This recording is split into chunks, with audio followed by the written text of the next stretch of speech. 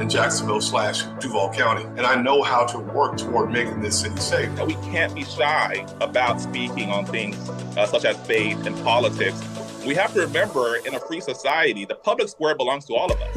I'm not interested in North Florida looking like Orlando or Miami. I love where we live, but I think that good jobs means that people that live in this district can stay in this district. Fishing and hunting is funding a large part of your conservation projects in Florida, and we want to make sure that those are forever preserved. And the problem with this industry at this point is that they actually target our youth. You can see it in their marketing strategies, where it's bright colors, fun names. And that's going to be endlessly litigated. Florida's Voice with Drew Steele.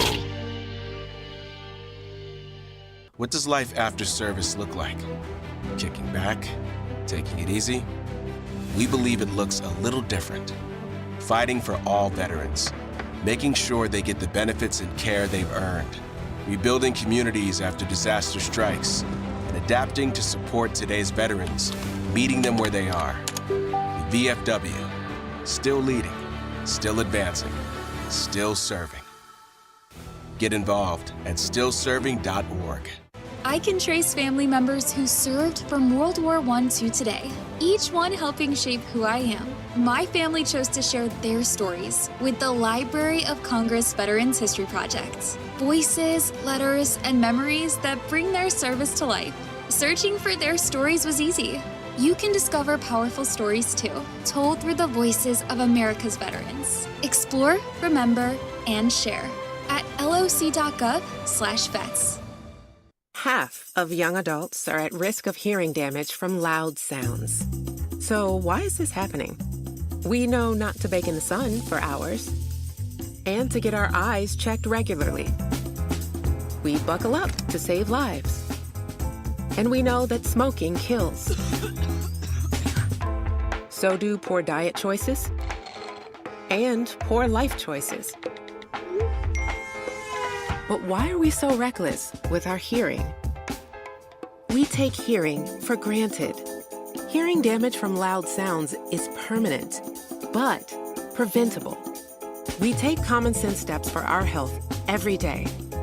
Let's make hearing part of it. Wear earplugs. Turn it down. Give your ears a rest. Love your ears. Learn more at hearinghealthfoundation.org. Keep listening. Hey, it's Drew Steele, and I have to tell you, when my wife and I talked about getting new kitchen countertops for our house, we know who to call. Rock Solid Countertops and More, 2240 J&C Boulevard in Naples. And they have been absolutely amazing. Hugo and the team are the best. The workmanship has been absolutely incredible. The install was so easy. The process was perfect. Taking everything out, bringing the new stuff in.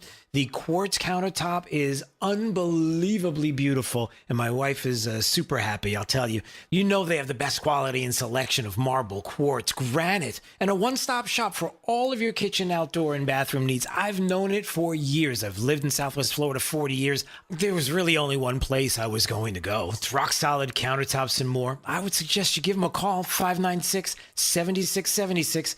They're at 2240 J&C Boulevard in Naples. Find out what they can do for you. Countertops, cabinets, plantation shutters, they do it all. Rock Solid Countertops and More. The other day, a man called saying my electric was way past due. He threatened to turn off my power if I didn't buy a gift card to pay the bill. I said, look, fella, I wasn't born yesterday.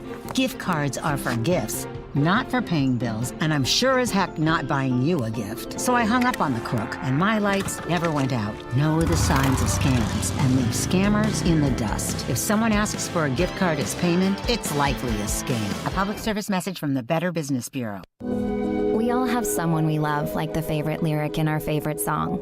You can't imagine life without them. Cancer screening tests can help keep the person you love around longer by detecting changes before cancer develops, or catch it early when it may be easier to treat.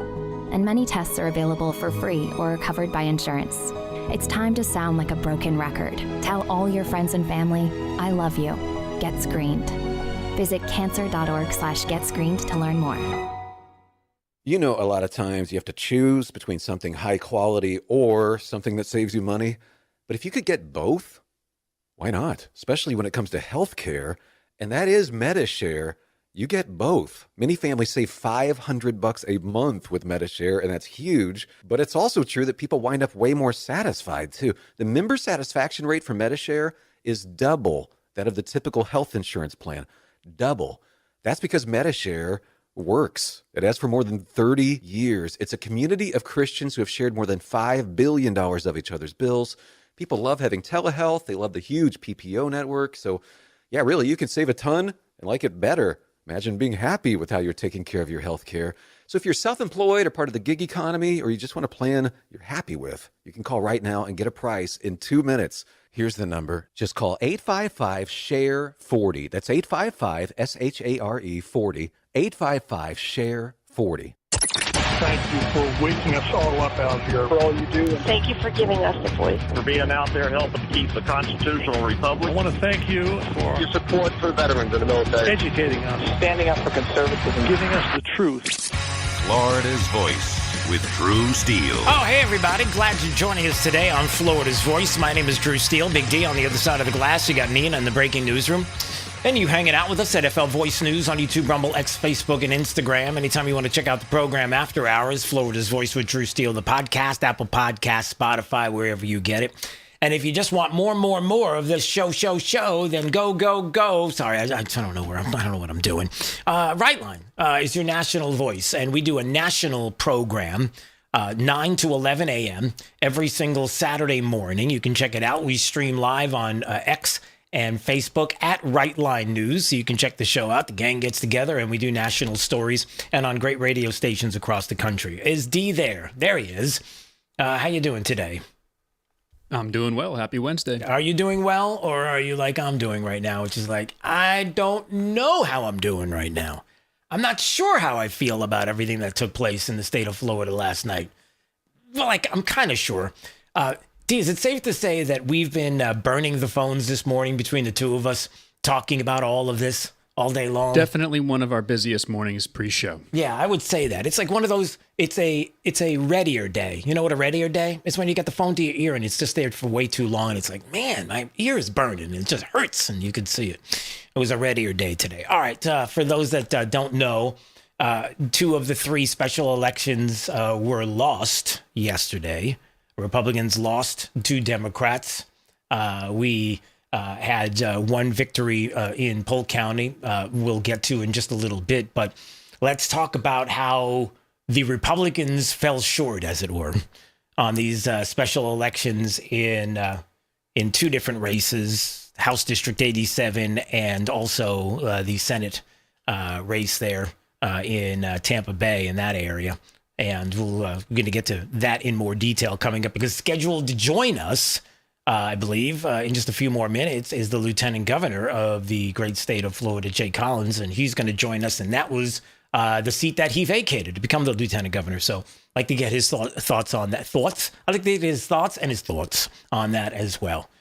D, is that true? Scheduled in about, 15 minutes, 10 minutes, 2 minutes? Scheduled to join us. Scheduled to join us. Okay, that's all we say. So House District 87, you had Emily Gregory defeating the Republican Trump-endorsed candidate John Maples, 51% of the vote there. That's the first time a Democrat has won the Palm Beach County District in a couple of different years. Let's just say, 20 years, something to that effect.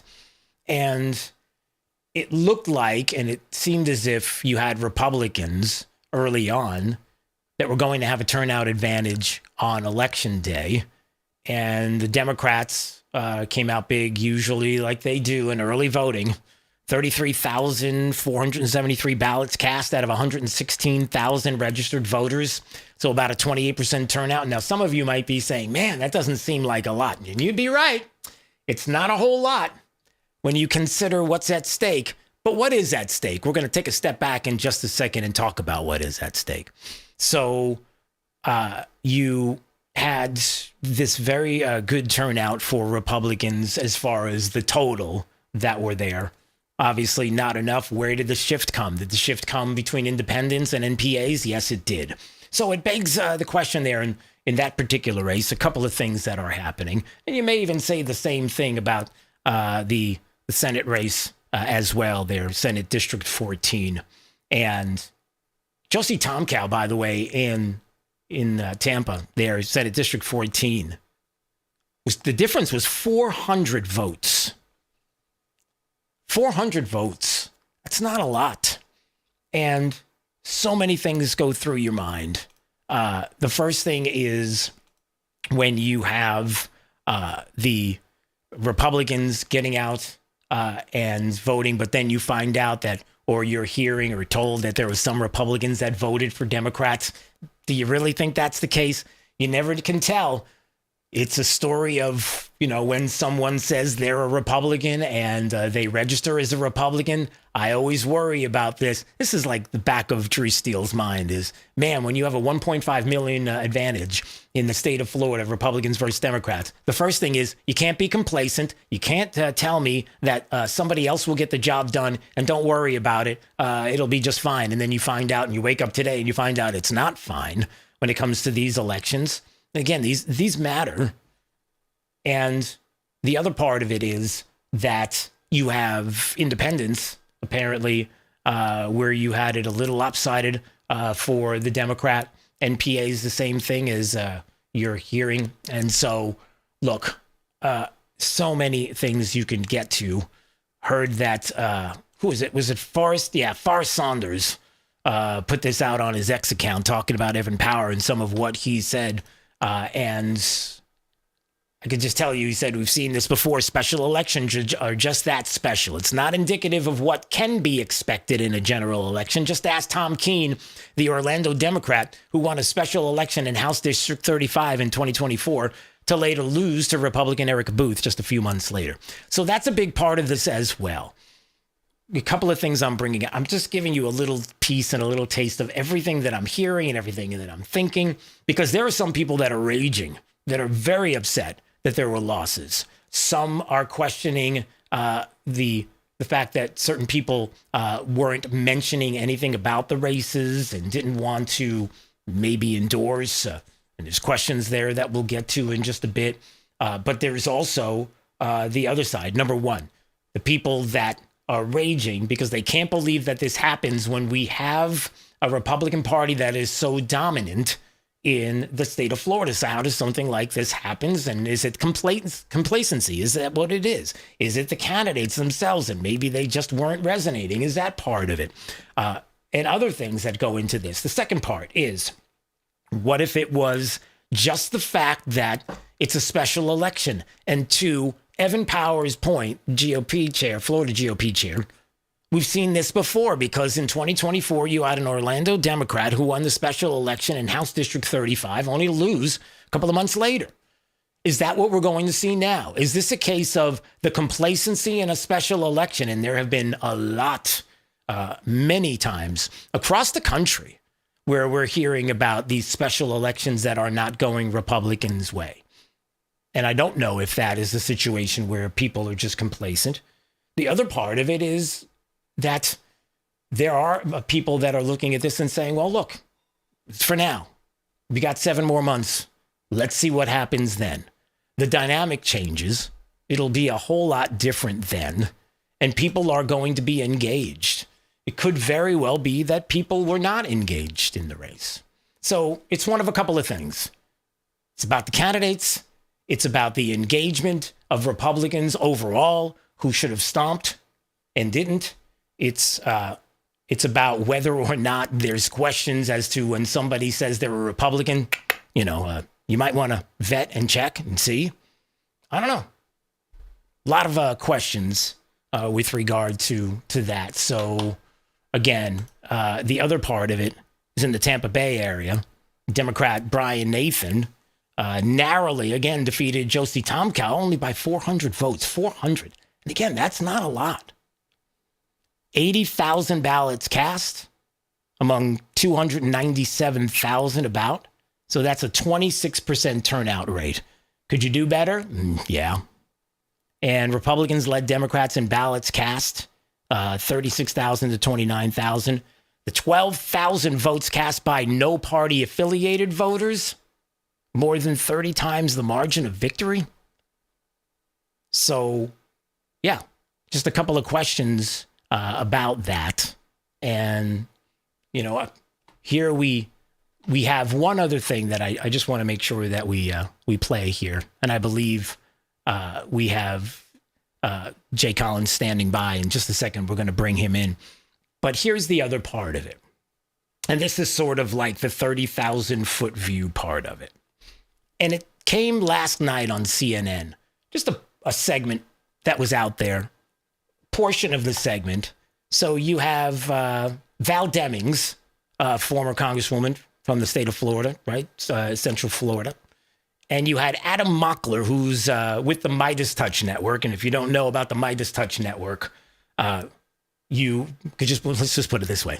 Left-leaning, okay, lefties. But this is the thing. Here they are on CNN. They're having the conversation about Democrat flipping Florida seats. This is where they go, everybody. CNN immediately, because of this, went right to the flipping of the seats, and they put it out there. Like, why would, again, think about this. Why does CNN decide that they're going to concentrate and spend a segment on these few races in a special election? Because it's Florida. And they want to give the impression that you have something that's going on right now that is going to be statewide and nationwide. Like there's this blue wave coming. Is that right? So here you have the Adam kid. He looks like he doesn't even shave yet, this kid. I don't know. Maybe he does, but he sure doesn't look like it. What does that mean? I don't know. He just looks like a kid who doesn't shave. I'm not saying he doesn't shave. It's all scraggly. Like he's not mature enough to even grow any facial hair. All right, so here he is. And I just want you to listen to this. It goes in a different direction, but I just want you to listen to the beginning of this clip here. Check this out. It's going to be a big blue wave. It already was going to be before the war in Iran. And this is the most visceral change that we've seen so far. When I drove to the airport today, I passed by 2 gas stations and I was paying attention. American families are paying attention to this. They are. I'm old enough to remember when Democrats were advocating for higher gas prices to bring about the end of the internal combustion. You only have to be 5. Now, all of a sudden, gas prices are. Wait, which Democrats want gas higher gas prices? Matter. Yeah, let me just stop there. But do you see what they're saying there on CNN? Like, this is a blue wave coming. This is a big blue wave. It was already going on before the war in Iran, and then he called it the most visceral change that we've seen so far. We're just saying. A special election in Florida where 30,000 people go to vote in a special where we have another election coming up in November. Like this is visceral. This is a huge change. This is a blue wave. That's the 30,000 foot view that drives me crazy. Is that when this happens, it's all about the fact that the media and Democrats, same thing, are all going to jump on this. All right. Let's move on, shall we? Surely. All right, Jay Collins joining us right now here on Florida's Voice. Obviously, someone who has been paying attention to this, among other things. He's quite busy as Florida's lieutenant governor and, of course, candidate for governor here in the great state. Good to see you, sir. How's everything? Doing well, Drew. How are you doing? I'm all right. So you heard some of what I was talking about and even what has been going on. Why don't you give me an idea of your thoughts on what happened there in SD14, for example? Yeah. So I'll tell you what. Obviously, it hits near and dear to home. That's my home, right? That's a seat that I filled for about 3 years and change. And it's frustrating to see that happen. But let me just put a pin in that and say, what you just showed on video, that headache-inducing nausea of word vomit with the left on CNN, crazy. Yeah. We can't give them fodder. We can't play games with this. I look at this very pragmatically. What's behind us is behind us. Let's break it apart. Let's learn from it. And let's apply lessons so we can win moving forward. I expect to win. Yeah. We have to win. The state of our state matters. And we got to make sure we push this forward. So what do we got to do? We got to make sure that our people understand it's critical to show up. You hit it on the head. Less than a 30% turnout. Drew, we got to do better than that. Yeah. Good Lord. By us not showing up, it gave them a talking point, right? If just 4% more show up, that race is won. Yeah. That seat stays red. That's all it would have taken. I voted. I pushed our people to vote. Everybody did. But in the end, life went on and our guys didn't show. We got to stop giving them fodder. We got to keep taking the wins when we get it. And ultimately, it's something I think we'll learn the lessons. Yeah. We'll come around and we'll apply them, and we'll get this seat back in November. Yeah. But until then, we're going to have to hear them yak about this for a while, I'm afraid. You can tell I'm frustrated. That specifically frustrates me because you knew that was going to be the case and you knew that's what's going to happen. And then people are going to look at the state of Florida. They're going to think that there's something here that can be won. I guess a couple of things come to mind. The first thing is I just wonder, because it was such a tight race, it was close. And I know that the governor, along with you didn't make an endorsement, as a matter of fact, in the race. Is there a reason why you didn't make an endorsement in the race? It could have made the difference. Maybe it would have. I didn't have a conversation. We had early comms. We were going to meet, and nothing ever came about. Happy to meet with people. I'm not going to let this race be lost. I will tell you privately, everybody who came to me, everybody I spoke to, I 100% pushed them. Hey, show up and vote. Support the candidate. This is exactly what we have to do. But in the end,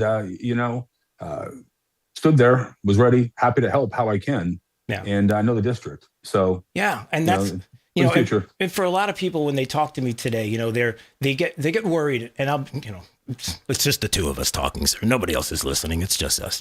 Here's the thing. Right.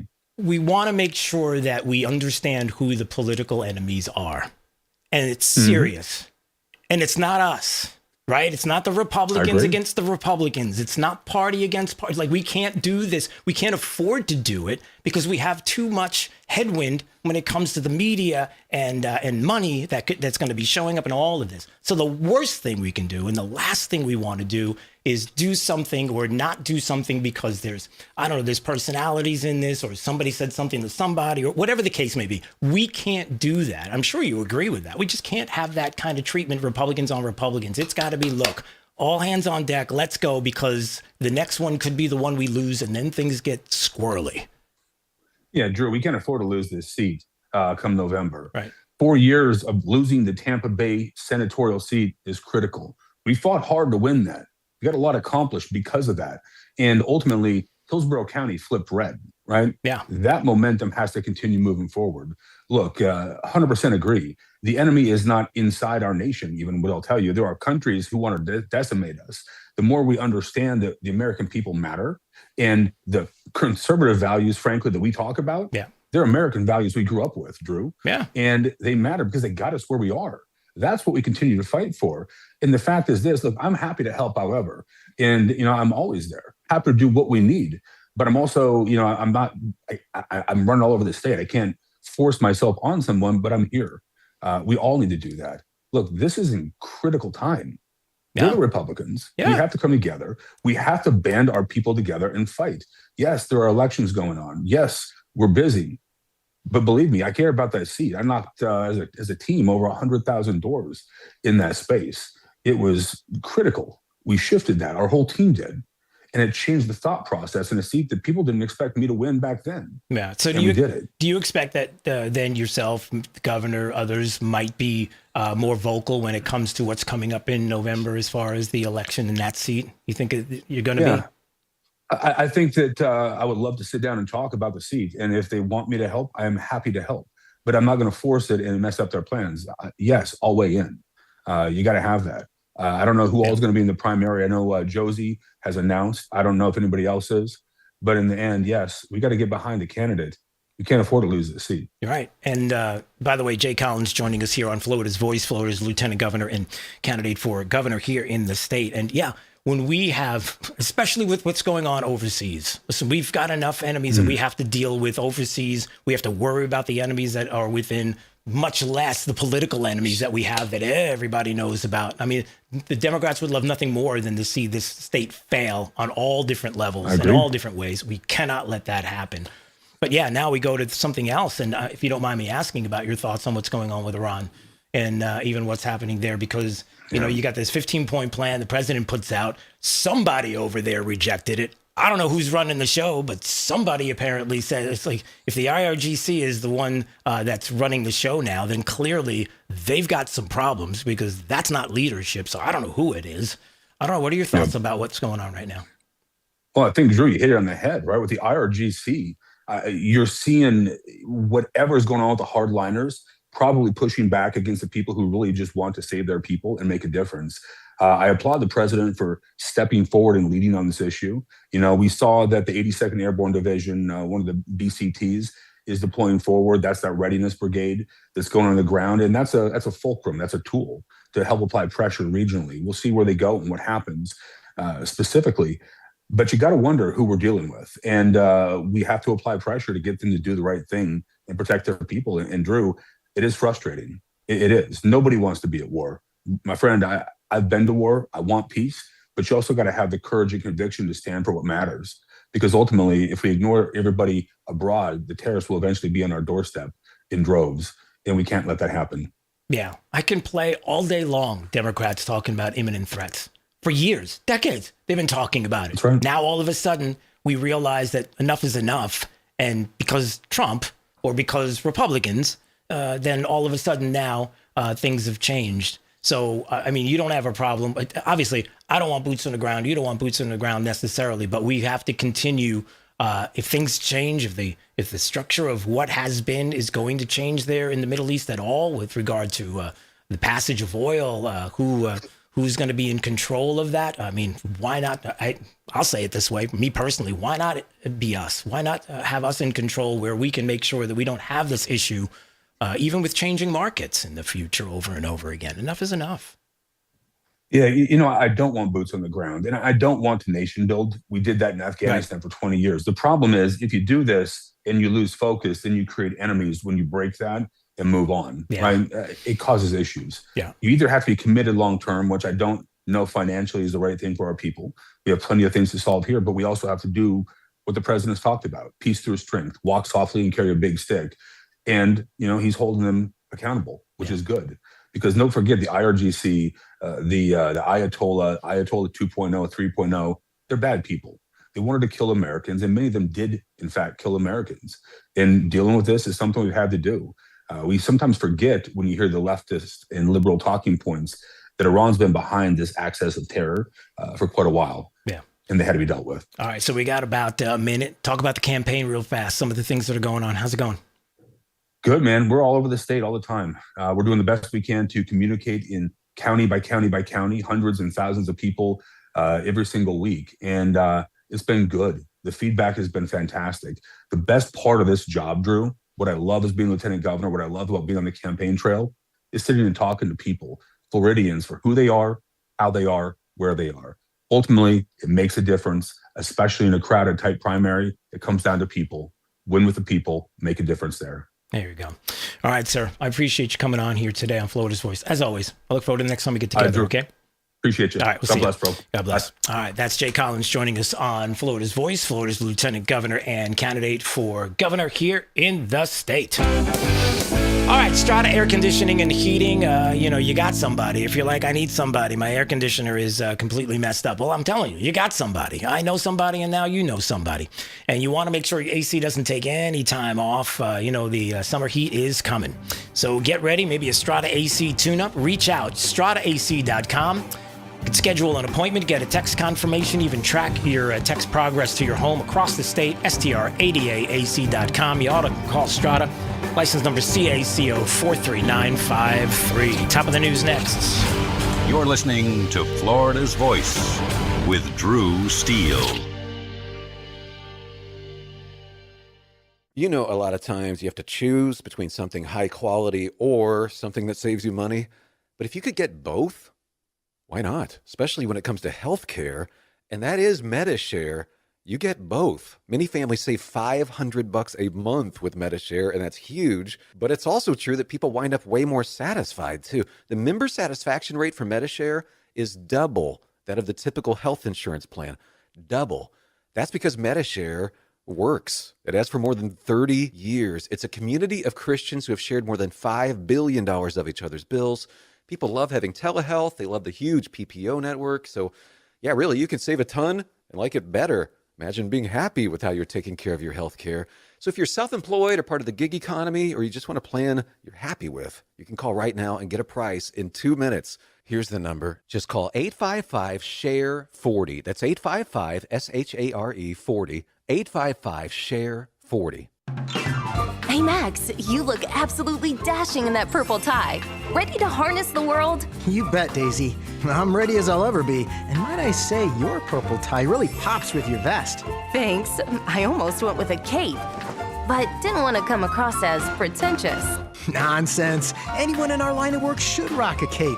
You might be onto something, Max. Phew, so here we go. First day on the job. We've got this, right? Right. Don't forget, we both graduated from Dogs Inc. with honors. Which means I can guide my human around a busy city with ease. And I can give my human a restful night. I hope my human is kind and loving. And I hope mine likes wet kisses and zoomies. Ready to make a difference? Born ready. Let's go. Discover how extraordinary dogs like Daisy and Max change lives at no cost to the recipients. Visit dogsinc.org. After my injury, I lost my sense of purpose. I lost the ability to tuck my daughters into bed. Homes for Our Troops build specially adapted homes with features that allow our veterans to function independently and focus on their recovery and family. This life-changing gift of freedom is provided mortgage-free, thanks to our donors and supporters. Homes for Our Troops gave me a home where I can be a dad. Homes for Our Troops gave me a brighter future. We need you to join us too in completing this important mission. Learn more at hfotusa.org. I'm Chris Jakimick. I served in the United States Air Force and I deployed 3 times.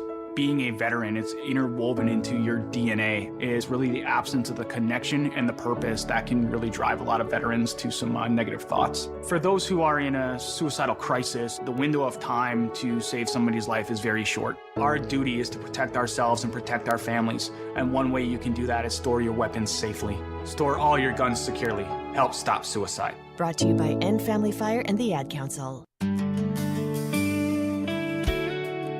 Since the dawn of time, man and wildlife have shared a connection. And hunting traditions passed down from generation to generation have connected man to the natural world. From bow and arrow to hook and bullet, as man evolved, our link to those traditions remains. Yet today, our basic instinct to provide and as part of the hunt, to conserve and appreciate the natural world has fallen under attack for the first time in human history. Misguided politicians and radical activists pushing an agenda to end hunting as we know it are leading a war against our heritage. In their misguided policies and protests, they demonize hunters and belittle our way of life. The result? Hunters leaving the sport in droves while our wildlife and ecosystems suffer the consequences as conservation funding dries up. Named after the father of the North American model for wildlife conservation, the International Order of T. Roosevelt is fighting in the arena to protect and expand the rights of hunters everywhere. We will fight back against these forces to make sure that every American has a right to hunt, enshrined in their state constitutions. We will educate the next generation in our traditions and seek to expand accessibility so that everyone can enjoy our pastimes. And we will continue to hold true to our namesake's efforts to protect, preserve, and ensure open access to our nation's wildlands. Teddy Roosevelt's vision for American conservation defines our modern hunting and conservation system. A system upheld by the idea that conservation efforts are crucial to our hunting way of life, and that hunters are crucial to successful conservation.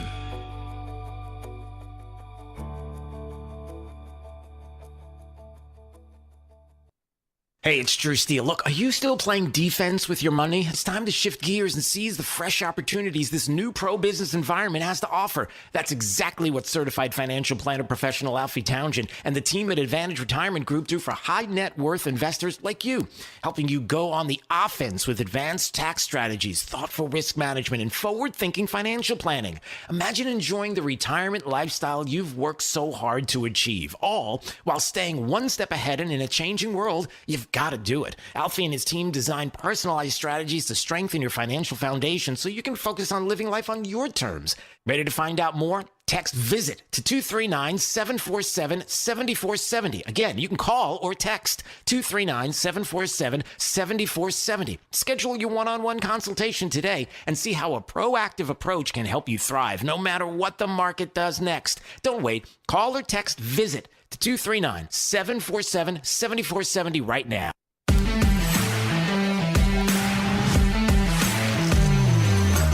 Now, back to Florida's Voice with Drew Steele. All right, anytime you want to call, maybe you're in the Tampa Bay area and you're listening to us right now live and you want to call on what just took place with SD14, 866-588-8303 is the phone number. Maybe you're on the East Coast. You're listening to us across the East Coast on great affiliates there near the Palm Beach area. And maybe you want to comment on what took place. You can call right now, 866-588-8303. So we'll get to your calls coming up in just a minute. But first, top of the news from the Florida's Voice newsroom. Top of the news, Florida's headlines. Now. All right, Michelle Vesarina's got the latest today. Let's find out what they're working on. What's up? Hey, Drew. Hey. Florida Attorney General targets NFL hiring rule, and Senators Ashley Moody and Rick Scott push a high-tech bill for Florida farmers. Those stories in a moment, but first, topping the news right now, Democrats flipped 2 Florida legislative seats Tuesday with no party voters helping tip the scales. In House District 87, Democrat Emily Gregory beat Trump-endorsed Republican John Maples with 51% of the vote, the first Democratic win there this century. In Tampa Bay, Democrat Brian Nathan narrowly defeated Republican Josie Tomkow by just 408 votes. Turnout was low and no party voters made a big difference. Both seats will be back on the ballot in November. A story we're working on right now. Attorney General James Uthmeier says the NFL's Rooney Rule violates Florida law. The rule requires teams to interview candidates based on race. Uthmeier demands the league suspend it or face legal action. He says fans and teams want a merit-based system, not race-based decisions. He announced that his office is sending a letter to the NFL commissioner demanding the league suspend the rule or face enforcement actions. And in Washington, Senator Ashley Moody and Senator Rick Scott joined bipartisan colleagues to introduce the Land Grant Research Prioritization Act. Moody says the goal is to lower costs, strengthen the food supply, and help farmers recover from extreme weather, including February's devastating deep freeze. The act also uses cooperative extension programs to bring lab research directly to the field, and it comes as part of a broader agriculture package that includes protecting domestic orange juice production and crop resilience. And that's all for now. I'll be back in an hour to tell you what the White House just announced about a meeting between President Trump and President Xi Jinping of China. I'm senior reporter Michelle Vesarina for Florida's Voice. Drew, back over to you. All right, Michelle, we appreciate you there in the Florida's Voice newsroom. Anytime you want to check out the stories they're working on, you just go to flvoicenews.com, Florida's Voice, the website. All right, 866-588-8303. Somebody who's been holding patiently here. I'm not sure who this is. What's your name? Where are you calling from today? Hi, you there? It's you. Hello? Yeah, it's you. You're live. What's your name? Where are you calling from? Well, hey, how you doing, Drew? My name is Billy Christensen. I'm calling from Tampa, Florida. Hey, how Billy. you doing? I'm well, Billy. What's on your mind today, sir? Not much. I think it's worth noting I ran for supervisor of elections in 2024 against SOE here in Hillsborough County, and we've encountered a tremendous amount of fraud. And I think we've just seen that yet again in Josie Tomkow's race, where she was winning in every metric, but at the last second, there's a vote by mail ballot drop, and she Brian squeaks by with less than 500 votes. So okay, wait. Let's back up for a second. So you used to be the supervisor of elections there in Hillsborough? Nope, I was the first Republican candidate to challenge the Democrat SOE in over 12 years. Ah, okay. And we ran because there was an FBI investigation into a 58,000 person data breach that's still open right now involving the SOE office. They stole driver's license and social security numbers. Does the state have it? Did you give this information to the state? Nope. This particular investigation is with the FBI, and it's still open and ongoing, and it's quite the problem. Additionally, there's investigations involving the SOE office. Wow. One for a doctored report. Yep, there's one for a doctored report in 2024. It's been clearly doctored.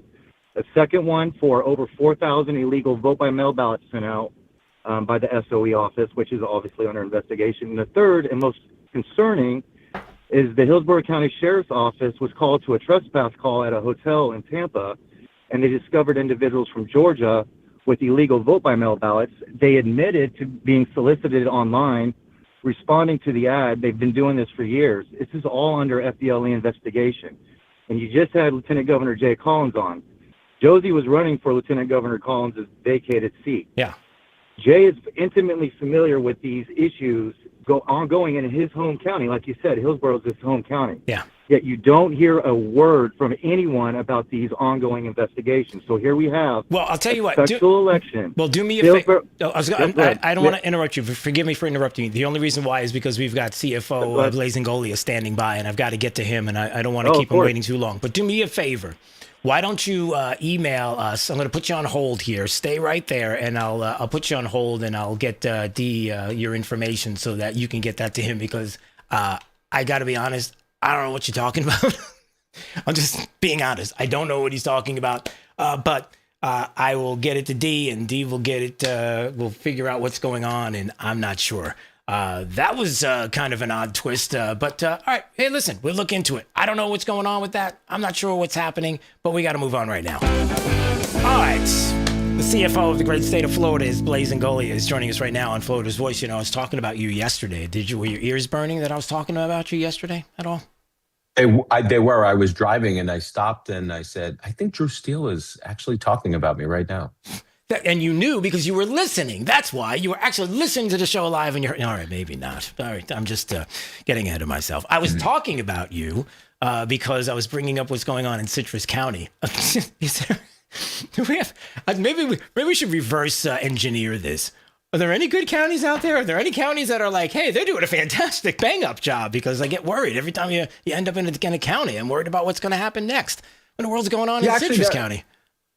There are some good governments out there. Good. I will tell you that after reviewing them. But what's really weird is when you start looking at the data in total, cities, which you would think were bigger spenders because they have duplication of efforts, they have their own police department, their own fire, they're actually better stewards of our dollars on average than counties. It's the counties that we've seen the explosive growth in the budgets. Cities have done a relatively good job keeping spending in check outside of the city of Jacksonville, which had $199 million of wasteful spending last year. But we were up in Citrus County. Citrus County was actually part of my Senate district. And I had some people, online saying that why isn't he doing stuff in his own backyard? And we said, look, we have 67 counties, 67 school boards, 411 cities. We're eventually going to get to everyone. So we were there yesterday, which was part of my old Senate district. And we exposed $39 million worth of wasteful and excessive spending. That government there over the last 6 years hired 280 people only for an increase of 15,000 residents. So, and this is the big concern when we do this, is that these governments are adding government employees, they're expanding the administrative state, they're expanding they're expanding government in general, which makes government bigger, less nimble to the needs of its constituents, and cost more. And that's our big concern.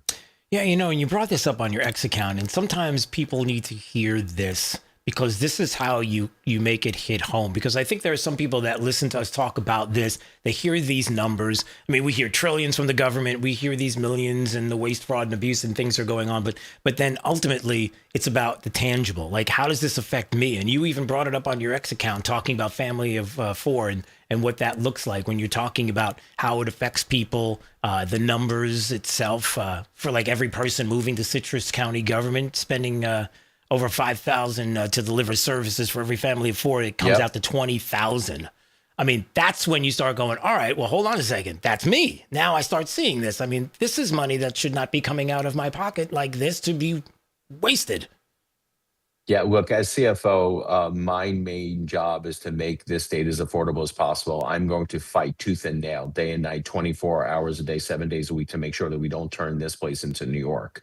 And the way we do that is make sure that local governments are held accountable and held in check when it comes to their spending. We're already doing a pretty good job at the state level. I will tell you that the state budget should probably be a couple $1 billion less. I agree with that, but these local government budgets are just out of control. So when we start taxing our Florida residents on property taxes similar to what we're seeing in New York and New Jersey, it means we're going down the wrong path. And that's why property tax reform is so important. Yeah, no doubt. By the way, Blazing Golia joining us here on Florida's Voice, Florida's CFO, and a couple of other things I wanted to ask you about. Last time I think we talked a little bit about this, but the Save America Act and how important it is. And still we have the issue of Democrats deciding to die on this political hill, continue to go against their own constituents. I mean, the numbers are there. They're real. Why we can't move this forward is maddening, especially when we can't get buy-in from Democrats on something that their own party agrees with them on. I mean, what are your thoughts right now? Yeah, my thoughts are this: 80% of all voters believe in voter ID, and we should stop illegal immigrants from voting. Actually, let me set this straight. Illegal immigrants are already voting in our elections. There are a lot of local jurisdictions across the United States where city councils and governments are allowing illegals to vote. So it's not like this is unheard of. But the big thing here, and the thing that frustrates me the most, is I actually read the bill. I read the bill, I think, 3 or 4 times. And every time I hear one of these Democrat senators like Schumer or Hirono go out and make claims that the bill is doing things, I'm like, it's not in the bill. Senator Mike Lee from Utah is the author of the bill, the sponsor of the bill, and he's constantly on X trying to combat the misinformation. So my question is, like, how can you comment on a bill without even having read it? Because if you did read it, you wouldn't make such ignorant statements. Yeah, well, that's kind of the MO, isn't it? You have to pass it before you can read it. I mean, isn't that what Democrats have said for the longest time? By the way, to your point, talking about based Mike Lee, when Tammy Duckworth said under the SAVE Act, you cannot use your driver's license to register to vote. Republicans want you to buy a passport instead if you can afford one. This is a modern day poll tax, to which Mike Lee says, number 1, it's a lie. Number 2, read the bill. Number 3, the text. Page 12. Right. It's like the beginning of page. Thank you. Wow, you're really good at this. Yeah. On page 12, line 22, it makes it abundantly clear that what you're saying isn't true. And he's like, why can't Democrats argue against the bill without lying? We already answered your question, because they can't. Yeah. Yeah, look, it's really frustrating because, look, a lot of people just take what local elected officials take at face. So they just don't know that they're being lied to. And look, the SAVE Act. So here's good news, right? The state of Florida, with what we've done with Real ID and tapping into and pinging the SAVE database at the federal government, we're like 99.7, 99.8% compliant already with what this bill would do. So the state of Florida is already doing a lot of what this would do. Now it'll clamp down a little bit more, which is great because other states. But if other states are saying that they're going to have to charge for verifying citizenship, it's because their states are charging. You don't have to charge for anything. But of course, government wants to charge, and because they're going to call it a poll tax. Yeah, I mean, this is just the whole idea of opposing this bill is a sham. They need to pass this thing ASAP. Yeah, I was getting ready to talk about that today, about the fact that there's a couple of other states, West Virginia, Nebraska, some other states that are already doing what we're doing here. It's like, okay, well, if the feds aren't going to get on this, then we'll do it as states. I'm not worried about red states. I'm not worried about us. I'm worried about them. I'm worried about those states that are going to continue to do it. If this doesn't pass, we might take it up on our own to make sure we ensure elections here in the state, as we do. But there are going to be states that are going to continue to get worse, like California, New York, and Illinois, and other places that we can name. That's what I'm worried about. We got about 30 seconds now. Yeah, just real quick. There's also something everybody should be watching is that the Supreme Court is hearing oral arguments on a Mississippi state of Mississippi case to not accept the ballots after they come in after Election Day, which is going to be a big deal. Everyone should be watching that because hopefully the Supreme Court will say that any ballot coming in that's postmarked on Election Day but comes in after Election Day won't be a valid vote, and we should all be looking and waiting for that. Yeah, and that SCOTUS decision to come out, and that'll be in June before the end of session, and that means it could potentially affect the November ballot, because we've got plenty of time to get it straight. When they're arguing against it and they're saying, well, how are we going to have enough time? It's like, you got plenty of time. You're the ones that you're the ones that are talking about having elections and ballots count after the election. I'm sure you can figure out how to get things right before the election, especially when it's like 4 or 5 months.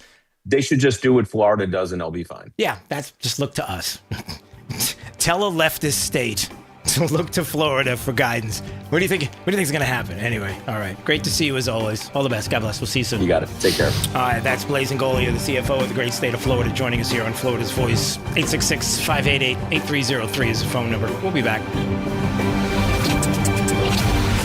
You're listening to Florida's Voice with Drew Steele. Did you know VA home loans are a key to home ownership for those who served? The first moment I walked into my home, I could hear my footsteps echo off the back wall. The first thing I thought in my head was, man, furniture is going to be real expensive. The VA not requiring any down payment prior to buying the home allowed me to take that money I had budgeted to go out and buy furniture, food, cleaning supplies, pretty much everything I needed. Purchasing a home is scary, but ultimately it's not impossible, and they make it so that anybody can do it.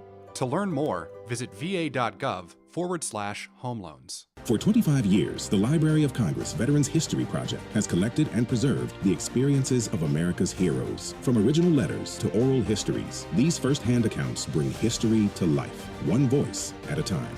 With over 120,000 stories collected, each reveals the courage, sacrifice, and service of our veterans, but many remain untold. Help our nation reach 125,000. Share a story. Ensure a legacy. Visit loc.gov/vets today. You know, a lot of times you have to choose between something high quality or something that saves you money. But if you could get both, why not? Especially when it comes to healthcare, and that is MediShare. You get both. Many families save $500 a month with MediShare, and that's huge. But it's also true that people wind up way more satisfied, too. The member satisfaction rate for MediShare is double that of the typical health insurance plan. Double. That's because MediShare works. It has for more than 30 years. It's a community of Christians who have shared more than $5 billion of each other's bills. People love having telehealth. They love the huge PPO network. So, yeah, really, you can save a ton and like it better. Imagine being happy with how you're taking care of your health care. So if you're self-employed or part of the gig economy, or you just want a plan you're happy with, you can call right now and get a price in 2 minutes. Here's the number. Just call 855-SHARE-40. That's 855-SHARE-40. 855-SHARE-40.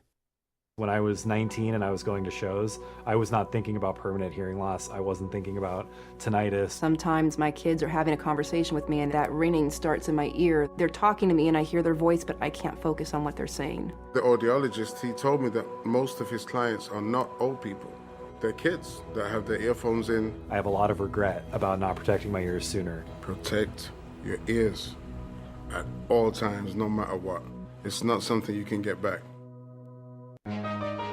Some journeys start small, with small pause and big purpose. Look how little fly, you sweet girl. Every great partnership begins with the first step. Yeah, let's go. Guiding them through the world so one day they can guide someone through life. With shared experience, confidence grows, and the path becomes clear. It takes time, patience, and love.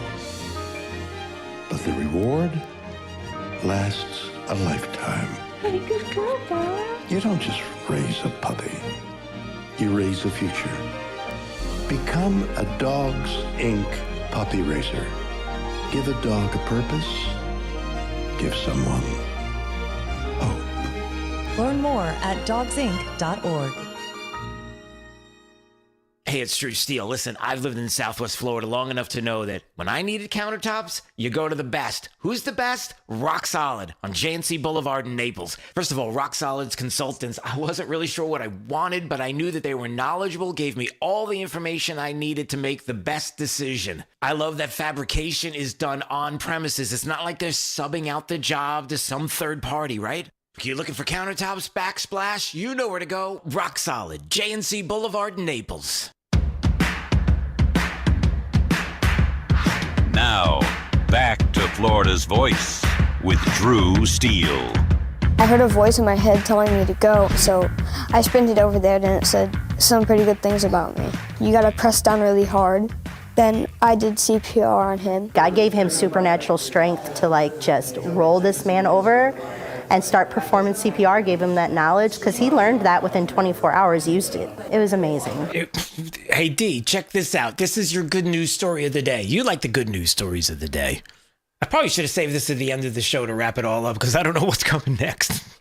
But anyway, so that's a 9-year-old boy from Michigan who saved a man's life at church, and on top of that, he just learned CPR at school the day before. Dude, the day before he learns it, boom, a church leader collapsed from cardiac arrest, And the kid's like, I'm not going to panic here. I'm ready to go. Started the chest compressions until someone arrived with a defib and restarted his heart. And that was the kid and the mom talking about it. And it's like, man, that is a feel-good story. That is a feel-good story. Training fresh in your mind. Yeah. And you got to love the Utes of America because... Did you say Utes? I did. Because I feel like you're 9, 10 years old. It's like, hey, I just learned how to do this. I can do it. And then you just go do it. You're not thinking about the moment or what's going on or the panic or anything. You're just like, hey, I know how to do this. And you just get in there and then you're not even thinking about the whole thing and ramifications and, big world stuff. You're 9 years old. It's like, I just got out of school. I learned this. Can I do this? Go. Boom. Like that kind of thing. I was just having a conversation with somebody about that today. About how kids... Tell me if you're getting this, D. Like kids when they're young, like 8, 9, 10 years old, maybe not 10, but 7, 8, 9 years old. They're not worldly and the pressures of the world that gets put on people necessarily. I'm not talking about peer pressure. I'm talking about worldly pressures. And so when something like that happens, 8, 9, 10 years old or whatever, you're like, all right, I can do this. I know how to do it. And you just kind of jump in and do it, not thinking about the moment and really digging into your mind about, whoa, what's going on? And then ultimately, you get older, and then it's like, oof. Then you realize what it is. And then when you get to that point, it's like, that's where the bravery kicks in too, Then knowing what the ramifications are or understanding the real world pressures, then you jump in as well. That kind of thing. But kids are like, they're like totally resilient like that. Yeah. It's like the pressure of sports where the kids early on in sports, they're doing great and everything's cool because it's fun. And then all of a sudden it's competition and it's like, I don't want to go today. I'm sick. That kind of thing. I mean, some do. I'm not saying everyone does, but maybe the first example was better than the second example. And we're moving on. All right, 866-588-8303, the White House press secretary today having to deal... You got to feel sometimes for Caroline Leavitt because she's got to deal with the crazy press. Here's a little bit of what she had to deal with today. A reporter who wanted to pull one of these gotcha questions on the president and about the president and what's going on with Iran and everything else. And let's listen to a little of this and how she handles it. Regime change in Iran because the regime has changed in terms of... has it not? Well, the leadership... Their entire leadership has been killed. And nobody has really seen or legitimately heard from this alleged new leader. So wouldn't you say there's been a change in the regime? There's been a change in leadership. I mean, do you feel as though... There's been a change in the regime leadership, which is what the president said. So thank you for confirming he was right. I mean, do you feel as though you've achieved leadership level or the personnel in place right now in Iran that you're satisfied with? I mean, have you... I think it's too soon to say. Yeah, too soon to say. But what you were saying about not there was no change there at all, and nothing's really changed. Yeah, it actually has changed. And I brought that up too, as we were talking about it earlier.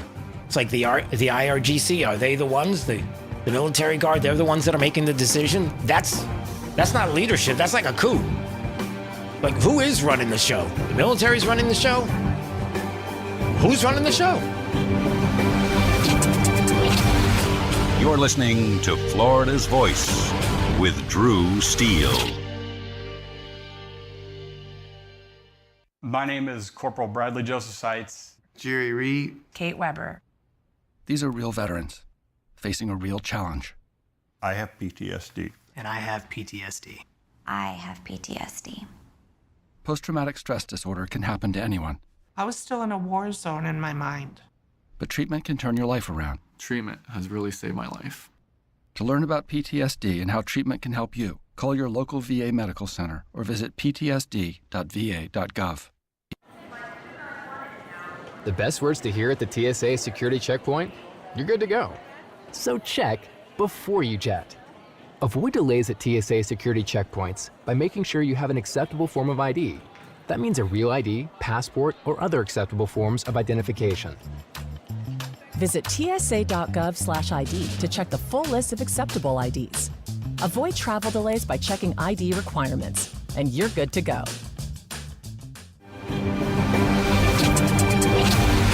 You're listening to Florida's Voice with Drew Steele. Florida's Voice with Drew Steele. Congratulations on your show. Congratulations on your new show. Big deal, huh? That's why shows like yours are so important. We have an independent county-elected sheriff that's the head of law enforcement in Jacksonville/Duval County. And I know how to work toward making this city safe. We can't be shy about speaking on things such as faith and politics. We have to remember, in a free society, the public square belongs to all of us. I'm not interested in North Florida looking like Orlando or Miami. I love where we live, but I think that good jobs means that people that live in this district can stay in this district. Fishing and hunting is funding a large part of your conservation projects in Florida, and we want to make sure that those are forever preserved. And the problem with this industry at this point is that they actually target our youth. You can see it in their marketing strategies, where it's bright colors, fun names. And that's going to be endlessly litigated. Florida's Voice with Drew Steele. What does life after service look like? Kicking back? Taking it easy? We believe it looks a little different. Fighting for all veterans. Making sure they get the benefits and care they've earned. Rebuilding communities after disaster strikes. And adapting to support today's veterans. Meeting them where they are. The VFW. Still leading. Still advancing. Still serving. Get involved at stillserving.org. I can trace family members who served from World War I to today, each one helping shape who I am. My family chose to share their stories with the Library of Congress Veterans History Project. Voices, letters, and memories that bring their service to life. Searching for their stories was easy. You can discover powerful stories too, told through the voices of America's veterans. Explore, remember, and share at loc.gov/vets. Half of young adults are at risk of hearing damage from loud sounds. So why is this happening? We know not to bake in the sun for hours and to get our eyes checked regularly. We buckle up to save lives. And we know that smoking kills. So do poor diet choices and poor life choices. But why are we so reckless with our hearing? We take hearing for granted. Hearing damage from loud sounds is permanent, but preventable. We take common sense steps for our health every day. Let's make hearing part of it. Wear earplugs. Turn it down. Give your ears a rest. Love your ears. Learn more at hearinghealthfoundation.org. Keep listening. Hey, it's Drew Steele, and I have to tell you, when my wife and I talked about getting new kitchen countertops for our house, we know who to call. Rock Solid Countertops and More, 2240 J&C Boulevard in Naples. And they have been absolutely amazing. Hugo and the team are the best. The workmanship has been absolutely incredible. The install was so easy. The process was perfect. Taking everything out, bringing the new stuff in. The quartz countertop is unbelievably beautiful, and my wife is super happy, I'll tell you. You know they have the best quality and selection of marble, quartz, granite, and a one-stop shop for all of your kitchen, outdoor, and bathroom needs. I've known it for years. I've lived in Southwest Florida 40 years. There was really only one place I was going to go. It's Rock Solid Countertops and More. I would suggest you give them a call, 596-7676. They're at 2240 J&C Boulevard in Naples. Find out what they can do for you. Countertops, cabinets, plantation shutters, they do it all. Rock Solid Countertops and More. The other day, a man called saying my electric was way past due. He threatened to turn off my power if I didn't buy a gift card to pay the bill. I said, look, fella, I wasn't born yesterday. Gift cards are for gifts, not for paying bills, and I'm sure as heck not buying you a gift. So I hung up on the crook, and my lights never went out. Know the signs of scams and leave scammers in the dust. If someone asks for a gift card as payment, it's likely a scam. A public service message from the Better Business Bureau. We all have someone we love, like the favorite lyric in our favorite song. You can't imagine life without them. Cancer screening tests can help keep the person you love around longer by detecting changes before cancer develops, or catch it early when it may be easier to treat. And many tests are available for free or are covered by insurance. It's time to sound like a broken record. Tell all your friends and family, I love you. Get screened. Visit cancer.org/getscreened to learn more. You know, a lot of times you have to choose between something high quality or something that saves you money. But if you could get both, why not? Especially when it comes to healthcare, and that is MediShare. You get both. Many families save $500 a month with MediShare, and that's huge. But it's also true that people wind up way more satisfied, too. The member satisfaction rate for MediShare is double that of the typical health insurance plan. Double. That's because MediShare works. It has for more than 30 years. It's a community of Christians who have shared more than $5 billion of each other's bills. People love having telehealth. They love the huge PPO network. So, yeah, really, you can save a ton and like it better. Imagine being happy with how you're taking care of your health care. So if you're self-employed or part of the gig economy, or you just want a plan you're happy with, you can call right now and get a price in 2 minutes. Here's the number. Just call 855-SHARE-40. That's 855-SHARE 40. 855-SHARE-40. Thank you for waking us all up out here, for all you do. Thank you for giving us a voice. For being out there helping to keep the constitutional republic. I want to thank you for your support for veterans in the military. Educating us. Standing up for conservatism. Giving us the truth. Florida's Voice with Drew Steele. Well, hey, everybody. Glad you're joining us today on Florida's Voice. My name is Drew Steele. Big D over there on the other side of the glass, along with Nina in the breaking newsroom. And you hanging out with us at FL Voice News on YouTube, Rumble, X, Facebook, and Instagram. And anytime you want to check out the show after hours, Florida's Voice with Drew Steele, the podcast, Apple Podcast, Spotify, wherever you get your podcasts from. D, over there on the other side of the glass, I just want to make sure that you are good. Everything is okay. Working hard over there. All is well over here. Yeah, it's kind of well. It's kind of okay. We'll talk a little bit more about some of the unfortunate losses Republicans in the special election here in the state of Florida coming up. But there's a little more to dig into in the story. If you're thinking, oh, the sky is falling. Well, it's not falling yet, but we'll get to that in just a minute. The White House Press Secretary Caroline Leavitt talking about Iran today. The mission continues unabated.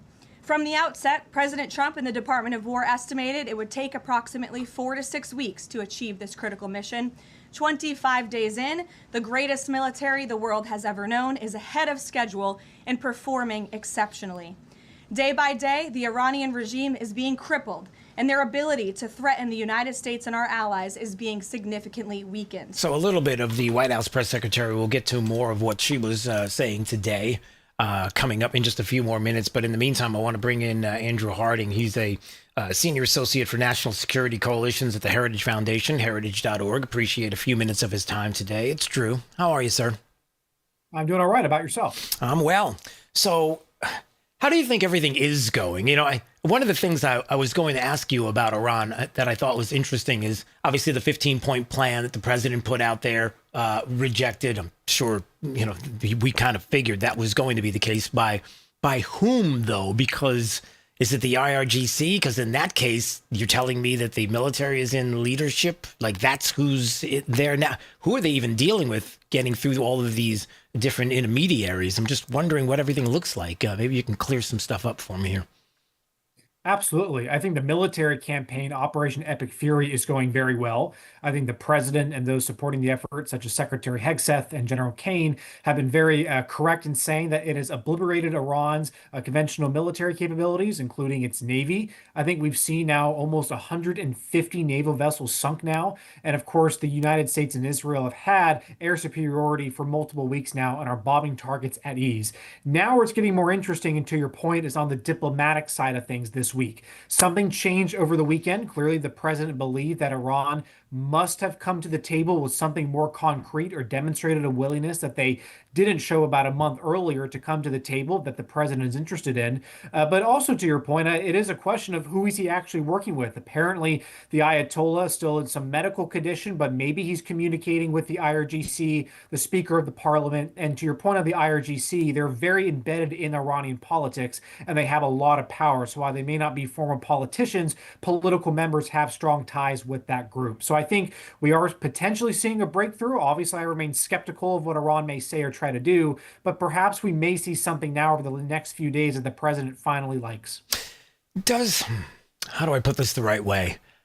Does this end well if it's a negotiated ending? In other words, that there would be some kind of agreement. We know already from today and what Iran supposedly said back to this 15-point which a lot of it, I guess, people were talking about, like the JP's, the old agreement with Obama. Why am I missing the letters on that? The JOPCA.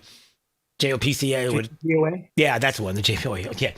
That there were a lot of elements of that in this, but then the biggest ones were, hey, you got to stop with the missile growth here. Way too many missiles. And hey, you got to get rid of the nuclear program and the proliferation altogether completely. There was a lot of other parts to it. But the fact that they're saying no and they're rejecting this out of hand, and how you can negotiate something with a military in this case, I guess, who clearly is probably going to be like, yeah, we'll do whatever you need. We'll sign this piece of paper, which, of course, a piece of paper is meaningless if you don't follow it. And so I don't know how we get to an agreement on something like that and feel like it's successful unless there are assurances that people can go in and see and be able to find out whether or not they are enriching, whether or not they are building, whether or not they're doing a lot of different things. I just don't see that happening on their end. So I'm just trying to figure out how this all looks like as it turns out. I think that's a great concern to raise, and it especially doesn't help with Iran having a very poor track record of enforcement, of transparency, of accessibility. So exactly to your point, if the president is going to pursue a diplomatic resolution, then there needs to be ways for not only for the president to gain concessions or agreements from Iran that allows the United States to firmly hold Iran accountable, the ability for the United States to follow what Iran is proposing, if any agreements that they follow through on, but also it needs to be reversible in the sense that if Iran is going to get certain sanction relief, for example, there needs to be a way for the United States to comfortably say, hey, if you violate this agreement, we're slapping those sanctions right back on you, that maximum pressure campaign can be flipped like a switch. And I think the president knows that. I think certainly, as you've seen with Operation Epic Fury, he's very happy to utilize and enforce a peace through strength doctrine here. But we do need to see Iran coming with substantive, meaningful possibilities to the table for this to move forward. So again, what we've seen over the weekend, perhaps something has changed. Iran may deny it's happening, but clearly there's enough reports and conversation going around from the president's, of course, himself, saying that there are developments occurring. So if he thinks there's a possibility, perhaps maybe we'll see some actual agreements. But exactly to your point, we do need to see really enforceable agreements that advance American interests. This is not a deal for the sake of a deal. It's a deal to ensure America is put safe. And I think the president's advocating for that. Yeah, one other thing, Andrew, that I would ask you is this. You know, obviously, I read a lot of what you're writing there at the Heritage Foundation, heritage.org, and I see a lot of discussion with China. And obviously, a huge player in all of this in many different ways, especially considering that, you know, you have that part of the world receiving a majority of their oil from this region. And, you know, there's been this talk about this kind of change in who controls, because if Iran is still going to have the kind of missile capability to reach Diego Garcia or even closer, if you will, and have that kind of pressure on the vessels that are in the Straits, for example, then that means for time immemorial, I guess it's going to be this case where we're going to have oil markets all over the map because you're not sure about what Iran's going to do. And China, who obviously, you know, we need the things that they make. As much as we may politically have some issues, we just look around your house, everybody. I mean, most of the things you're looking at are made in China. So it's not like you just want them to implode in the moment, but still they're going to need that fuel. So if the United States controls it, basically, if we have the control over it and we can silence Iran from being that kind of threat, then ultimately doesn't Trump make this transactional deal, let's say, with Russia and China to say, listen, you're going to be able to get the oil. It's going to be able to come through. But now we can stabilize the market so that everybody can do their business and there's not any kind of chaos or anything else going on. Can we just have that happen? I mean, am I crazy? Am I onto something here? Well, what I think, first of all, on the China angle, China absolutely has an interest in getting access to Iranian oil. I think Iran alone accounts for almost 20% of China's oil imports, and China is a net importer in order to take care of its massive economic growth, but also its military that it's looking to sustain. So perhaps there could be a possibility in a Chinese interest for the United States to keep the Strait open, have control over it. The bottom line is how China views Iran. They don't view Iran as an ally. they view Iran as a partner in order to sustain China's economic and energy interests. Right. So for them, regardless who the regime is, regardless of what a deal is, at the end of the day, if China can get its oil, I think that's what it's going to care most about. With Russia, they have more of an interest of perhaps trying to pressure U.S. interest in the Middle East, but also Iran is a country that's willing to work with the Russian economy, of course, with the Ukraine war. That is something in which Iran has provided some support, drones, of course, too, for Russia to have some type of cooperation there, less so about the Strait of Hormuz. The last point I'll make, though, is on allies and partners from Europe. For example, the president made very clear that, hey, look, energy markets are impacting all of us, and they also have shared security concerns. Like you mentioned, if Iran can hit Diego Garcia, well, that's now hitting a joint US-UK base, and their missiles can hit continental Europe. So there is an interest for Europe to provide support here, to potentially provide, whether it's convoys throughout the Strait of Hormuz, whether it's to work with the United States on maintaining some peaceful control over the strait, and exactly as you mentioned, to prevent Iran from being able to weaponize it. There could be an opportunity for Europe to really finally step up to the plate on some of these shared security interests, and I know the president would push for that to happen.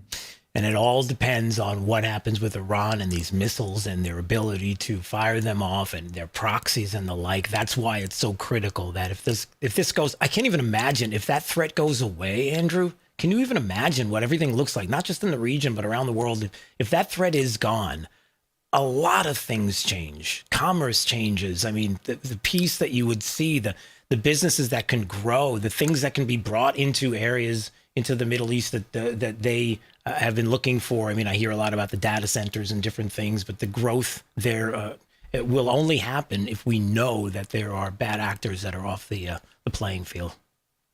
Well, something I'm thinking about to that point is about how Gulf countries are going to align with their alignment within the Middle East after this operation concludes. I think Iran took a very bad bet that they could impose enough political and economic cost on its neighbors that would force them to push the U.S. for a ceasefire. But the exact opposite has happened, in which Saudi Arabia and Qatar in particular have much more closely aligned with the United States and even Israel to push back against Iran's attacks here. That Iran is hitting their infrastructure when these countries have not lashed out against Iran. Almost to the point now where Saudi Arabia and Qatar have both made clear if Iran attempts to go after its infrastructure any further, then they're willing to get involved offensively. Yeah. That is not what we were talking about over a month ago. So I think what we'll see after this operation concludes is a Middle East that's more aligned with the United States and Israel, believing that it's net preferable to work with these countries, with the U.S., push back against Iran, whether it's terrorist proxies in the region, it's economic lifelines that props up a regime that may brutalize not only its own people, but threaten its neighbors. And I think we could see perhaps additional Abraham Accords progress, economic progress, a lot of potential, just as you're saying. Sounds good. All right. I know you got to jump. Andrew Harding joining us here on Florida's Voice. You're good at this. This is good, Andrew. I like this. You should come back more often. Good to see you. All the best. God bless. Let me know.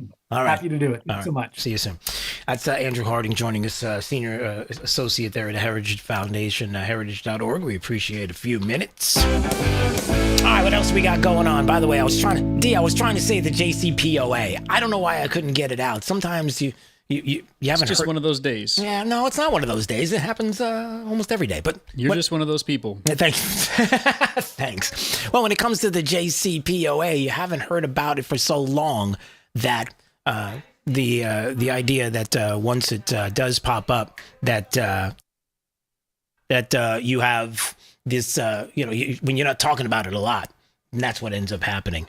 That you got this issue of me not being right on the acronym. All right. Anyway, we're moving on. What else do we have going on? A couple of things. Okay, let's get to this. Yes, it was not a good day yesterday. Yes, 2 out of the 3 candidates fell short in the special elections. Democrats did flip key legislative seats in a very low turnout race, which, by the way, we're going to be doing again in November. And so when there are people that are thinking the sky is falling, it's not really falling, okay? It's not good because of what the Democrats will do with it. But at the same time, you have to, understand that in the long term, when we get to November, hopefully things will be different, and hopefully there'll be more support for Republican candidates. A very important point that I thought I was making, and I think a fair point, to the Lieutenant Governor Jay Collins, whose seat it was, for example, in SD 14 in Tampa, in the Hillsborough area, and that is that, he didn't endorse. The governor didn't endorse. I don't know if the endorsement would have made a difference, but I would rather have it than not, to see whether or not we could have gotten those 400 vote difference. Could have made the difference. But, in November, we got to have buy-in from the party. We got to be able to make sure that, look, politically speaking, we know who, I hate to say the enemy, but it is the Democrats, and the left is sometimes crazy, and the progressive left has completely taken over the Democrat Party. So to my point, they're a little crazy. So you have to know who the crazy is. And, you may have differences and issues with certain candidates or people in the Republican Party. But at the end of the day, if you're not focusing on Democrats and you're too busy fighting and arguing and dismissing one another in the party, then all of a sudden the Democrats creep up, because they never do things like that. And next thing you know, you have a Democrat governor and you've got a Democrat legislature. And can you imagine what the state of Florida would be like? Let's not do that. I could think, bowl of doggy doo. You betcha. And we don't want that. So House District 87, Emily Gregory defeated the Trump-endorsed candidate John Maples there. The first time a Democrat has won Palm Beach County District this century. Still 20 years. And the pre-election trends said that Republicans were maintaining a turnout advantage and that the Democrats kept pace. But you had the independents and the NPAs that I guess looks like they made the difference in Senate District 14. In that race, you had Brian Nathan, who narrowly defeated, like I just said, Josie Tomkow, 400 votes. I mean, and not very good turnout. You might say poor turnout. Now, you might also say, all right, this happens in special elections. This is not necessarily people upset with the candidates or people necessarily upset with the Republican Party. You hope it's not Trump versus DeSantis in the state of Florida, which it seems like it always is lately in the politics here in the state. Can I just be honest for a second? It's an honest program. That's part of the issue, too. We don't want things to get this way. And if you keep an eye on social media, and I might say stay off of it for your own mental health.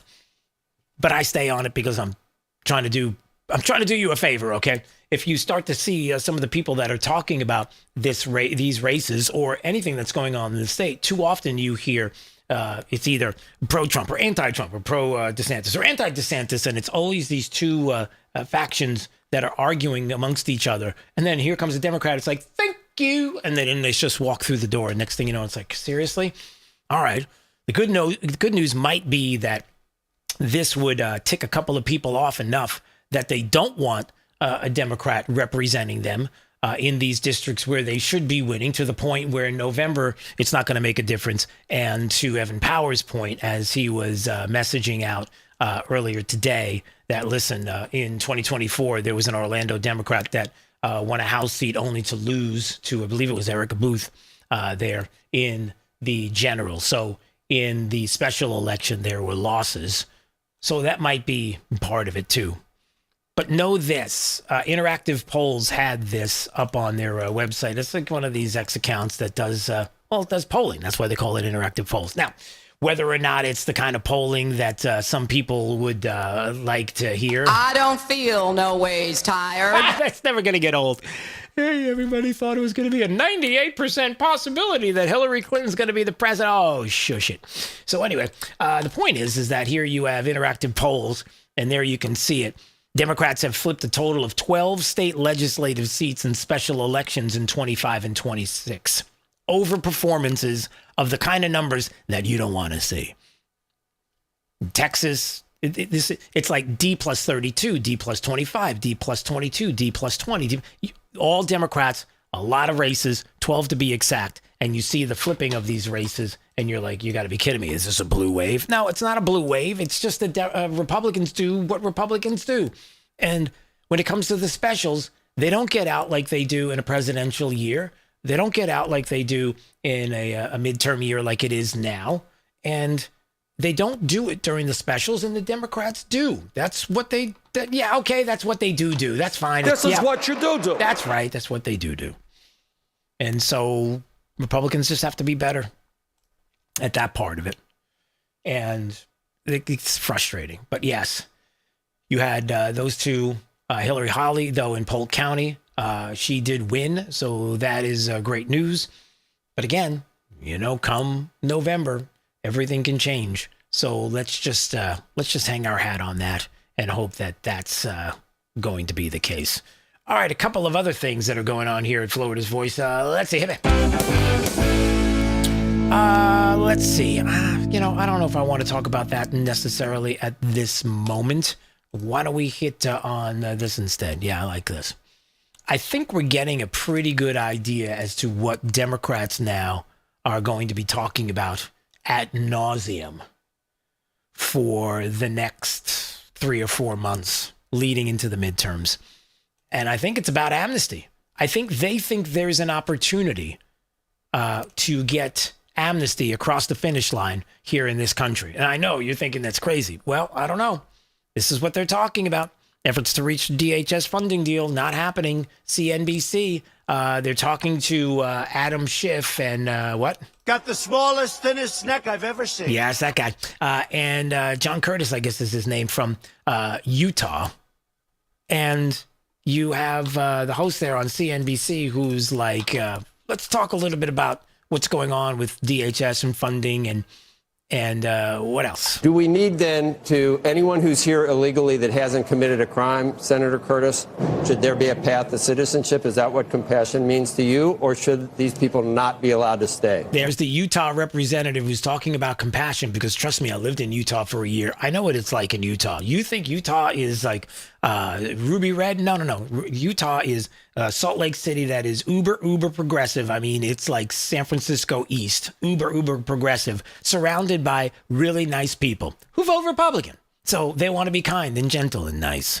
And so his point is we got to be nice. We got to be nice to people. And so, yeah, amnesty. Is that what you're saying there, Republican Curtis? Well, then let me ask you a question. Is there any law, any rule broken in our country where we don't have a consequence defined? So why don't we have a consequence defined when it comes to coming into this country without documentation? We continue to allow these people to be here, but we haven't defined what their consequence is. So that's an inaction from policymakers? Absolutely. All right. So what would you say we need to do then? What's your answer to that? I get is like it every amnesty other. So first of all, you have to define amnesty, but any other crime that's committed here in our country. Wow, you have to define amnesty is what he's saying. Utah, I'm just going to say this. And for all my friends that listen to the sound of my voice from the state of Utah, let me just say this. Utah is the perfect example of Republicans who are like, I'm not sure you're really conservative. You might have an R after your name, but I'm not really sure when it comes to the conservative side of things. I don't think that's who you are. And that's Utah. That is Utah, like most of it, a lot of it. I mean, Senator Mike Lee being an exception, but I'll tell you, there's a lot of people who get elected to Congress from Utah that are like, you could be a Democrat. I'm not really sure. Like, they're really afraid of the Salt Lake City bunch. They really are. And so, again, that's a little bit of what was being said on CNBC. They're going to be talking amnesty. I can give you even more examples coming up in just a little bit. And I will. All right, top of the news from the Florida's Voice newsroom is next. My name is Drew Steele, and this is Florida's Voice.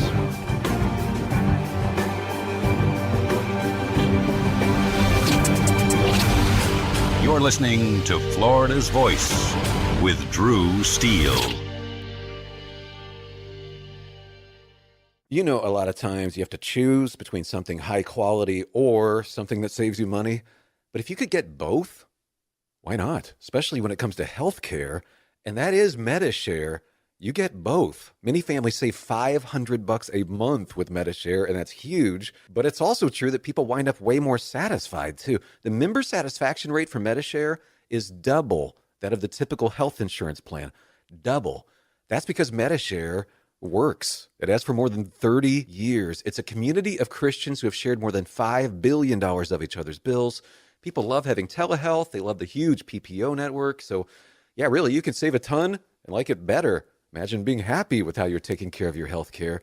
So if you're self-employed or part of the gig economy, or you just want a plan you're happy with, you can call right now and get a price in 2 minutes. Here's the number. Just call 855-SHARE-40. That's 855-SHARE-40. 855-SHARE-40. Hey, Max, you look absolutely dashing in that purple tie. Ready to harness the world? You bet, Daisy. I'm ready as I'll ever be. And might I say, your purple tie really pops with your vest. Thanks. I almost went with a cape, but didn't want to come across as pretentious. Nonsense. Anyone in our line of work should rock a cape. You might be onto something, Max. Phew, so here we go. First day on the job. We've got this, right? Right.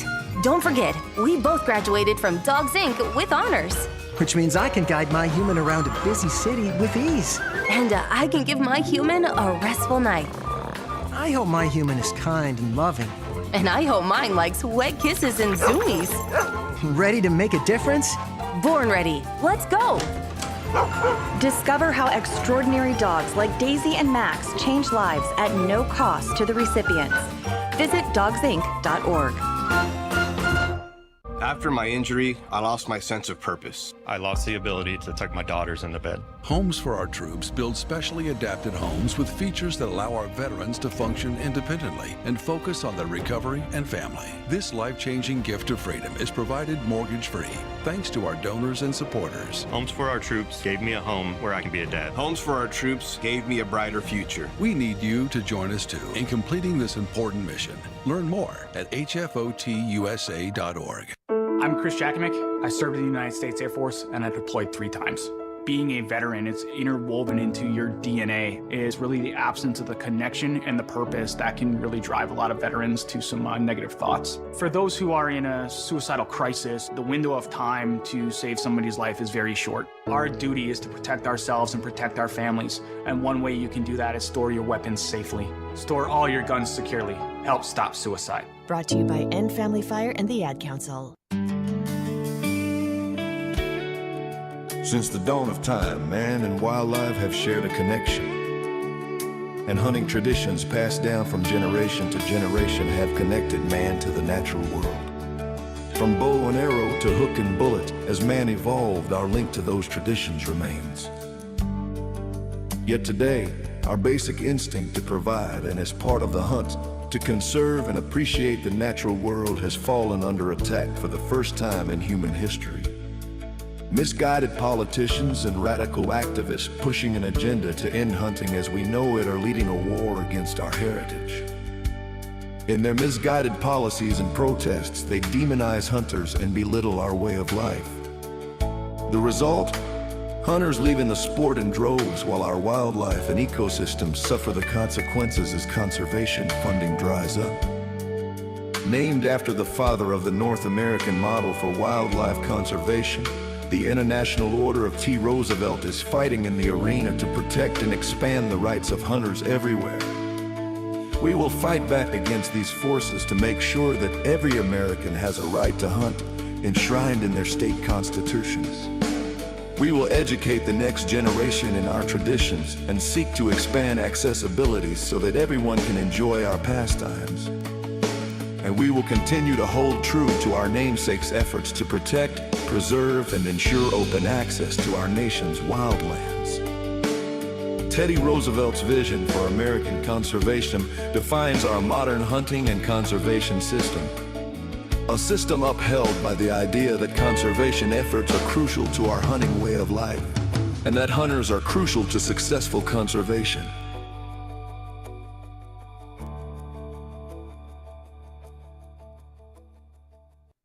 Hey, it's Drew Steele. Look, are you still playing defense with your money? It's time to shift gears and seize the fresh opportunities this new pro-business environment has to offer. That's exactly what certified financial planner professional Alfie Townsend and the team at Advantage Retirement Group do for high net worth investors like you, helping you go on the offense with advanced tax strategies, thoughtful risk management, and forward-thinking financial planning. Imagine enjoying the retirement lifestyle you've worked so hard to achieve, all while staying one step ahead and in a changing world. You've Gotta do it. Alfie and his team designed personalized strategies to strengthen your financial foundation so you can focus on living life on your terms. Ready to find out more? Text VISIT to 239-747-7470. Again, you can call or text 239-747-7470. Schedule your one-on-one consultation today and see how a proactive approach can help you thrive no matter what the market does next. Don't wait. Call or text VISIT to 239-747-7470 right now.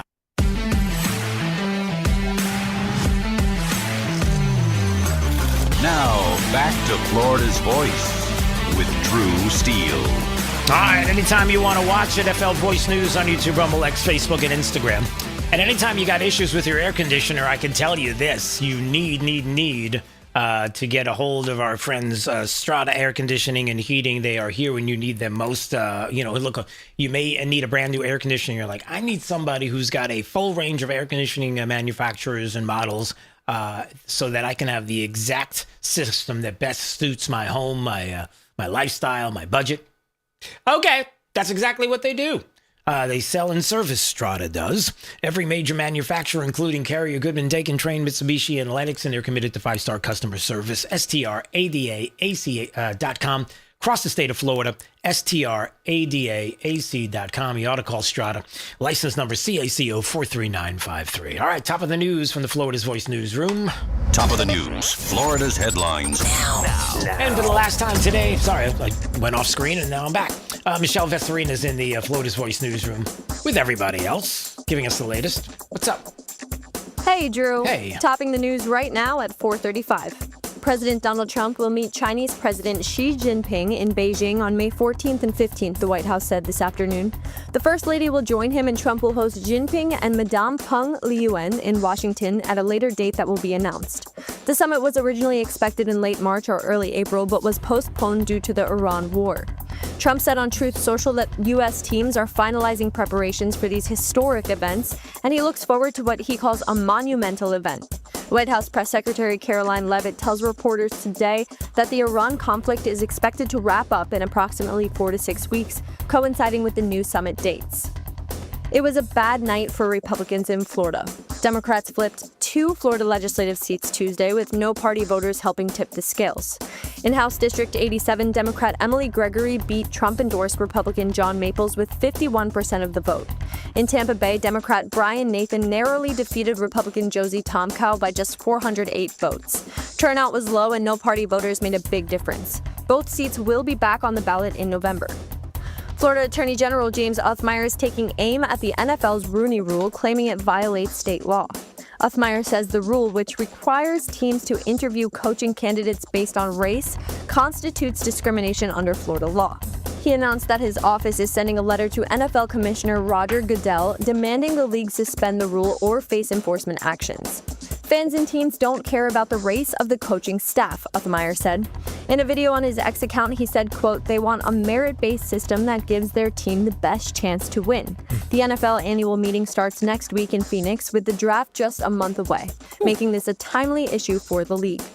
And that's all for now. I'm senior reporter Michelle Vesserina for Florida's Voice. Drew, back over to you. All right, Michelle, thanks for the last time today, and we'll have more tomorrow. But in the meantime, if you want to see the work that they're doing right now in the Florida's Voice newsroom, you can go to flvoicenews.com. That's the website.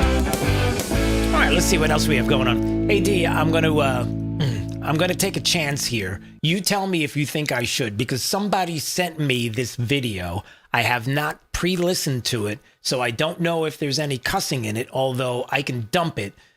And I'll tell you what it is, and then you give me the thumbs up or thumbs down, or just say yes or no if you think I should run this. Okay, you ready?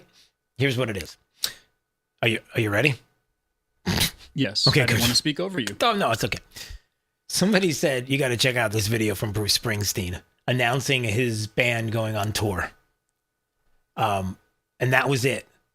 And Are we allowed to share who told you? No. That would have helped my decision. Yeah, me too. But I would say go for it anyway. They're pretty much, I'm getting the vibe that it's like, it's Bruce He's going to say something about the country is in disarray. Right, and yes. ICE is doing this. Yes. Just play it. All right, let's see. And if I have to dump it because he cusses because he can't help himself, then fine. But let's see. It's only 30 seconds long. Here we go. Minneapolis, Portland, Los Angeles, San Francisco, Phoenix, Newark. Okay, first. All right, wait, start again. Okay, because I was just listening to the cities and I'm like, whoa, that's some leftist cities right there. But then, okay, listen. Minneapolis, Portland, Los Angeles, San Francisco, Phoenix, Newark, Sunrise, Florida, Austin, Chicago, Atlanta, Belmont, Long Island, Philadelphia, New York, Brooklyn, Pittsburgh, Cleveland, Boston, and Washington, D.C. The E Street Band is coming your way, and we are bringing hope over fear, democracy over authoritarianism, the rule of law over lawlessness, ethics over unbridled corruption, unity over division, and peace over... I'm going to pause it there because I'm worried what they're going to say. Because we got through that much, and there's 3 seconds left, and I'm afraid to play it. Because let's not push our luck. Yeah, that's all right. Anyway, the point is he probably said something bad about Trump. So that's why they sent it to me. It's like, oh, you got to hear this. I'll listen to it on a break because I don't... All right, so I got an idea. How about you just play music? Can you do that? Just play some songs. Don't make it about politics. You don't have to do that. You can just play the music because there are some people that are going to be in the audience. Maybe in Sunrise, Florida, when he's there, they're going to be in the audience. It's like... Am I going to hear something? It's like, I heard... Oh, can we just not do this? You like the music? I just don't want to hear the politics. Can you do that? No, you can't do it. Because somehow, I guess the boss thinks he's the boss. And if the boss says you got to do something, then everybody's like, well, I'm going to do whatever the boss says. Why? Because he's Bruce Springsteen. Okay, why? Because he said so? Yeah, but why are you following what he's saying? Because he's got great songs. Okay. There was a lot of that. Even last night, Jimmy Kimmel, who I guess is beside himself, that Mark Wayne Mullen is now DHS secretary and trying to find the latest angle to try to be funny on the late night shows, which good luck with that to the 12 people that are watching. And you're like, are you going to play some Jimmy Kimmel? Yeah, just for a second. All right, so here's Jimmy Kimmel talking about Mark Wayne Mullen. Of course, it's not going to be positive at all. A new generation of thinkers lined up, including his newly confirmed Secretary of Homeland Security, Mark Wayne, Chuck Mike, Bruce Dave Mullen. Maybe Mellon's better. He is the now former senator of Oklahoma. Before he was elected to the Senate, Mark Wayne Mullen was a low-level MMA fighter and a plumber. That's right. We have a plumber protecting us from terrorism now. It worked for Super Mario. Why not, Mark Wayne? Okay. Hey, do bartenders. Hey, can you do bartenders? Go ahead. Give me do the bartenders. I'm Alexandria Ocasio-Cortez, and I pledge allegiance to the draft. How about that one? Is that because, there are some people that think that the bartender should be the president of the United States. What about that one? Is that... Yeah, we can't do that. Okay, so again, it sounds elitist, and you'd be right. The assumption that the plumbers are just really, you sure about that? That the plumbers are what? The dummies? They can't. Let me just say this, D. You might agree with me on this. I would rather have Congress filled with plumbers than some of the people that I'm seeing right now in Congress running the country. Agreed. How about that? You like apples? How about them apples? So just putting that out there. And then one other thing that I'll play with some media clips that I thought were interesting, and then we'll move on. Look, Jon Stewart's a crazy lefty. Everybody knows it. And this is just one of those things recently that was said. And I don't know what day it was. I don't know when it was. But someone brought it to my attention again, same person. Jon Stewart said something to Bernie Sanders that you're definitely not going to fall in love. When I say don't fall in love with the first lefty that says something that you like, certainly don't fall in love with Jon Stewart, and you're not going to. But here he is sitting with Bernie Sanders and saying something that sounds pretty logical in that you're not going to trust government to run this place, are you? Like everything, every single thing, like get rid of the free market, like go strictly into socialist communism. I know Bernie wants to do that. Bernie wants, but billionaires and millionaires. Yeah, I get it. Okay, whatever. But listen to what Jon Stewart says here. But again, this gets to the democratic solutions have never been to directly provide. It's always been a subsidy Absolutely to a right. middleman. But what happens is... Yeah. Bernie's like, you're absolutely right. No. But wait a second. Here's the problem with everything being subsidized and you looking for the big government stuff, like government is your God. You know how you all Democrats play this up this way, and it's true. When the government promises endless funds to insurance companies or private universities without any cost controls, and Trump seems to understand this, prices rise far beyond the rate of inflation. That's right. He's right. That's correct.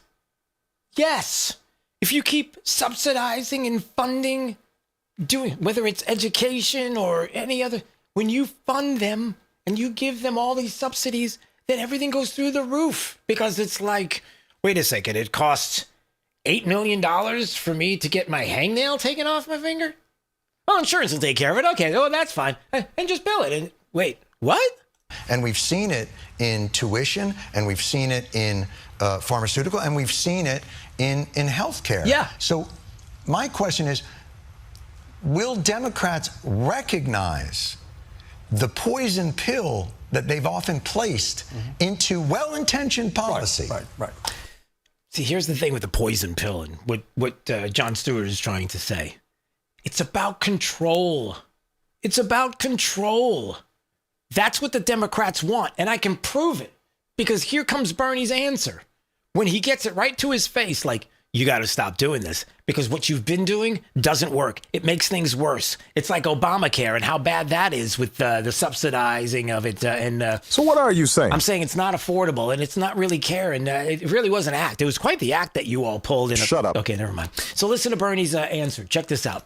What they end up doing is coming up with very complicated proposals. You make $48,964. Yes! You will get this thing. You make $1 more, you're finished, and blah, blah, blah, blah. Now what? Look, we have got to make it simple. In the wealthiest country in the history of the world, should healthcare be a human right? Yes, it should be. There you go. It doesn't matter. You see, he just goes to this whole discussion constantly about, should healthcare be a right? Yes, it should be a right. Should people be taken care of by the government? Absolutely. Should they have to pay for it? Again, completely dismissing what he's talking about. Because the only way you can get to the place that you want to get to is to keep doing the things that you've been doing and to destroy the free market that can handle all of this if you would leave it alone. But they won't leave it alone. It was one of those moments where it's so frustrating. Look, I'll just say this before we go to break. I've said this before, but I'll say it again. The thing about healthcare is before 2010 and before Obamacare came along, the numbers are true. Adjusted for inflation, you can see how much less in premiums you were paying and how affordable, much more affordable healthcare, health insurance was at the time before the Obamacare hit in 2010 than it is now. Full stop. It's documented. You can see it for yourself. It's just a fact. But to think that in 2009, the American people were convinced that the government was going to come along and take care of it and was going to make it better was ridiculous. But it was the plan all along. Medicare for all. That's what they want. And the other part of it is, before 2010, do you honestly think that healthcare was completely unregulated? Well, deregulated, not unregulated, but deregulated in the free marketplace? No way. No way. And the perfect example I give each and every time I talk about this is I have a family member who's a doctor. He's got one other person in the office that's a doctor as well. And in the office itself, he's got 7 people doing paperwork. There are more people doing paperwork in the office than there are doing healthcare. Why is that? You know why that is. And those kind of things could have changed and made things a lot more affordable. So, again, I don't fall in love with the first lefty that says something that you agree with. And the math works out. But at the same time, there are some things on the left that are just not going to change. They're not going away. And when we come back in just a little bit, I've got more of this. I mean, the woke ideology and DEI and all of those things that were out there really heavy during 21 to 25, they're not going away. The far left's not going away. They want to bring it all back. They're going to continue to push. They want to destroy the free market. They want to destroy capitalism. They want it all to go away. That's why we have to continue to politically fight for the ideas that we have that work. You're listening to Florida's Voice with Drew Steele. Did you know VA home loans are a key to home ownership for those who served? The first moment I walked into my home, I could hear my footsteps echo off the back wall. The first thing I thought in my head was, man, furniture is going to be real expensive. The VA not requiring any down payment prior to buying the home allowed me to take that money I had budgeted to go out and buy furniture, food, cleaning supplies, pretty much everything I needed. Purchasing a home is scary, but ultimately it's not impossible, and they make it so that anybody can do it. To learn more, visit va.gov/home loans. For 25 years, the Library of Congress Veterans History Project has collected and preserved the experiences of America's heroes. From original letters to oral histories, these first-hand accounts bring history to life, one voice at a time. With over 120,000 stories collected, each reveals the courage, sacrifice, and service of our veterans, but many remain untold. Help our nation reach 125,000. Share a story. Ensure a legacy. Visit loc.gov/vets today. You know, a lot of times you have to choose between something high quality or something that saves you money. But if you could get both, why not? Especially when it comes to health care, and that is MediShare. You get both. Many families save $500 a month with MediShare, and that's huge. But it's also true that people wind up way more satisfied, too. The member satisfaction rate for MediShare is double that of the typical health insurance plan. Double. That's because MediShare works. It has for more than 30 years. It's a community of Christians who have shared more than $5 billion of each other's bills. People love having telehealth. They love the huge PPO network. So, yeah, really, you can save a ton and like it better. Imagine being happy with how you're taking care of your health care. So if you're self-employed or part of the gig economy, or you just want a plan you're happy with, you can call right now and get a price in 2 minutes. Here's the number. Just call 855-SHARE-40. That's 855-SHARE-40. 855-SHARE-40. When I was 19 and I was going to shows, I was not thinking about permanent hearing loss. I wasn't thinking about tinnitus. Sometimes my kids are having a conversation with me and that ringing starts in my ear. They're talking to me and I hear their voice, but I can't focus on what they're saying. The audiologist, he told me that most of his clients are not old people. They're kids that have their earphones in. I have a lot of regret about not protecting my ears sooner. Protect your ears at all times, no matter what. It's not something you can get back. Some journeys start small, with small pause and big purpose. Look how little fly, you sweet girl. Every great partnership begins with the first step. Yeah, let's go. Guiding them through the world so one day they can guide someone through life. With shared experience, confidence grows, and the path becomes clear. It takes time, patience, and love. But the reward lasts a lifetime. Hey, good girl, Dad. You don't just raise a puppy. You raise a future. Become a Dogs Inc. puppy raiser. Give a dog a purpose. Give someone hope. Learn more at dogsinc.org.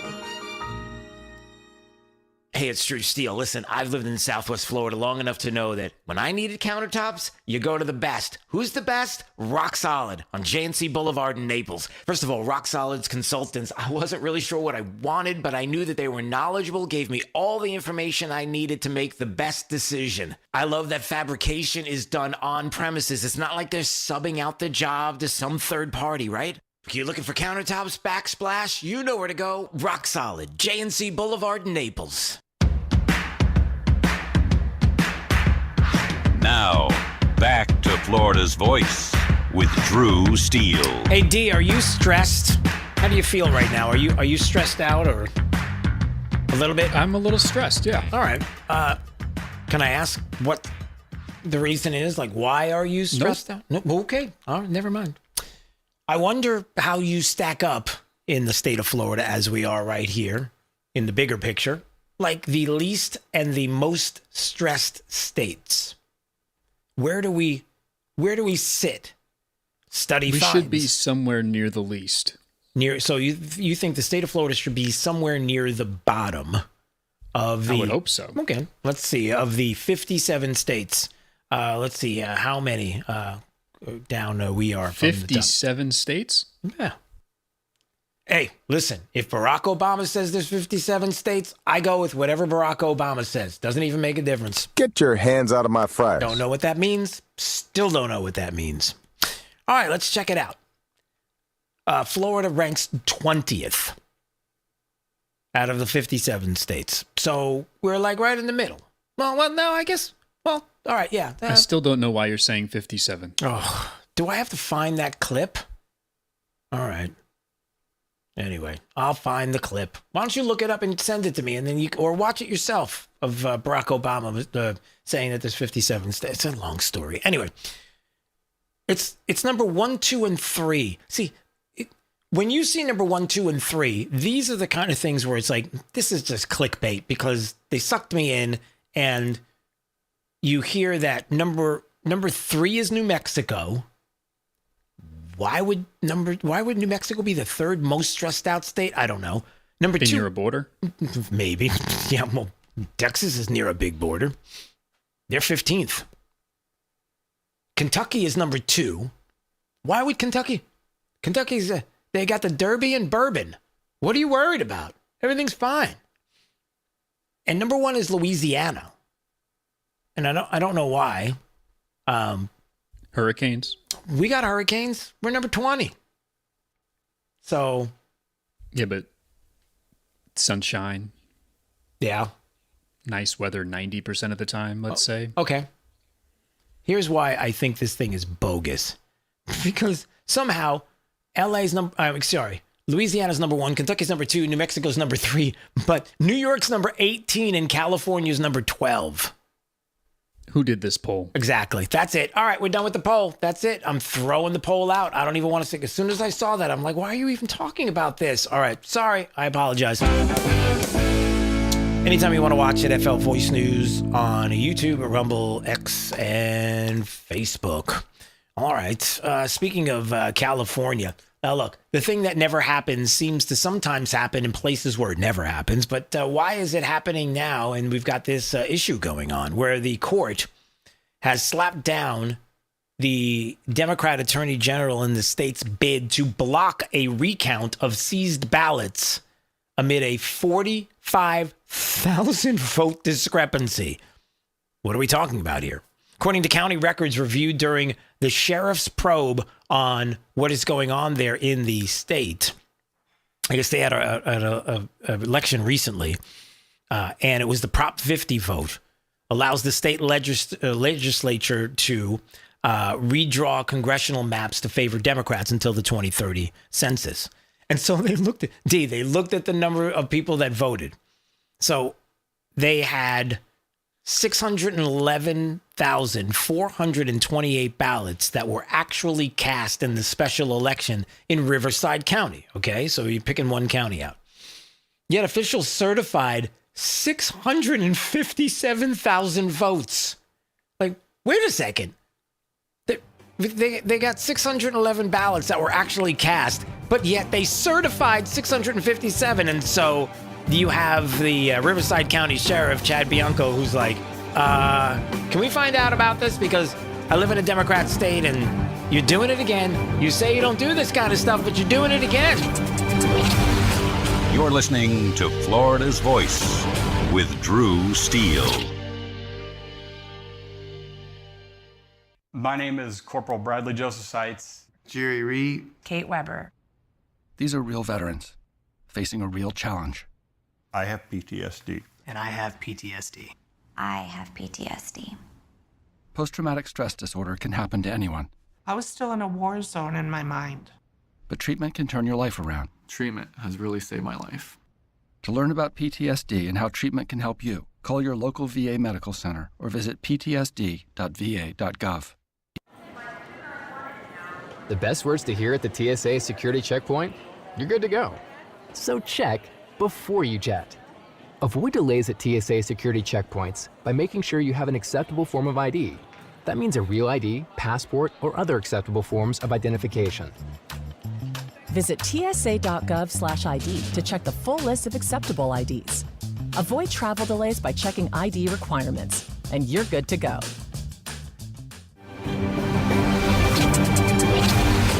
You're listening to Florida's Voice with Drew Steele. Florida's Voice with Drew Steele. Congratulations on your show. Congratulations on your new show. Big deal, huh? That's why shows like yours are so important. We have an independent county elected sheriff that's the head of law enforcement in Jacksonville/Duval County. And I know how to work toward making this city safe. We can't be shy about speaking on things such as faith and politics. We have to remember, in a free society, the public square belongs to all of us. I'm not interested in North Florida looking like Orlando or Miami. I love where we live, but I think that good jobs means that people that live in this district can stay in this district. Fishing and hunting is funding a large part of your conservation projects in Florida, and we want to make sure that those are forever preserved. And the problem with this industry at this point is that they actually target our youth. You can see it in their marketing strategies where it's bright colors, fun names. And that's going to be endlessly litigated. Florida's Voice with Drew Steele. What does life after service look like? Kicking back? Taking it easy? We believe it looks a little different. Fighting for all veterans. Making sure they get the benefits and care they've earned. Rebuilding communities after disaster strikes. And adapting to support today's veterans. Meeting them where they are. The VFW. Still leading. Still advancing. Still serving. Get involved at stillserving.org. I can trace family members who served from World War I to today, each one helping shape who I am. My family chose to share their stories with the Library of Congress Veterans History Project. Voices, letters, and memories that bring their service to life. Searching for their stories was easy. You can discover powerful stories too, told through the voices of America's veterans. Explore, remember, and share at loc.gov/vets. Half of young adults are at risk of hearing damage from loud sounds. So why is this happening? We know not to bake in the sun for hours and to get our eyes checked regularly.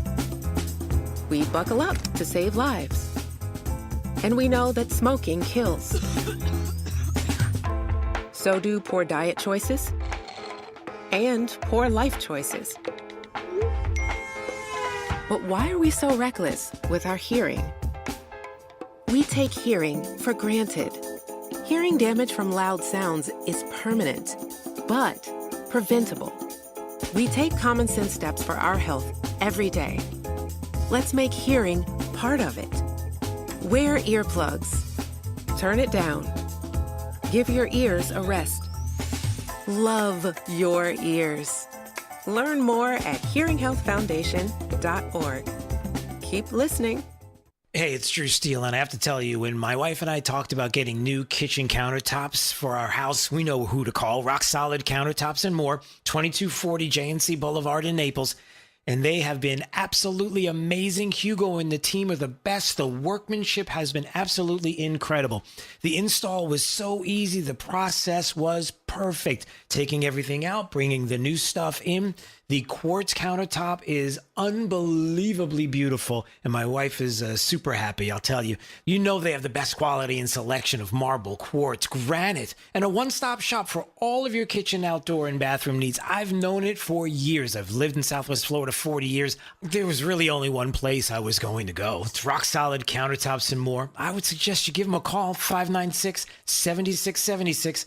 They're at 2240 J&C Boulevard in Naples. Find out what they can do for you. Countertops, cabinets, plantation shutters, they do it all. Rock Solid Countertops and More. The other day, a man called saying my electric was way past due. He threatened to turn off my power if I didn't buy a gift card to pay the bill. I said, look, fella, I wasn't born yesterday.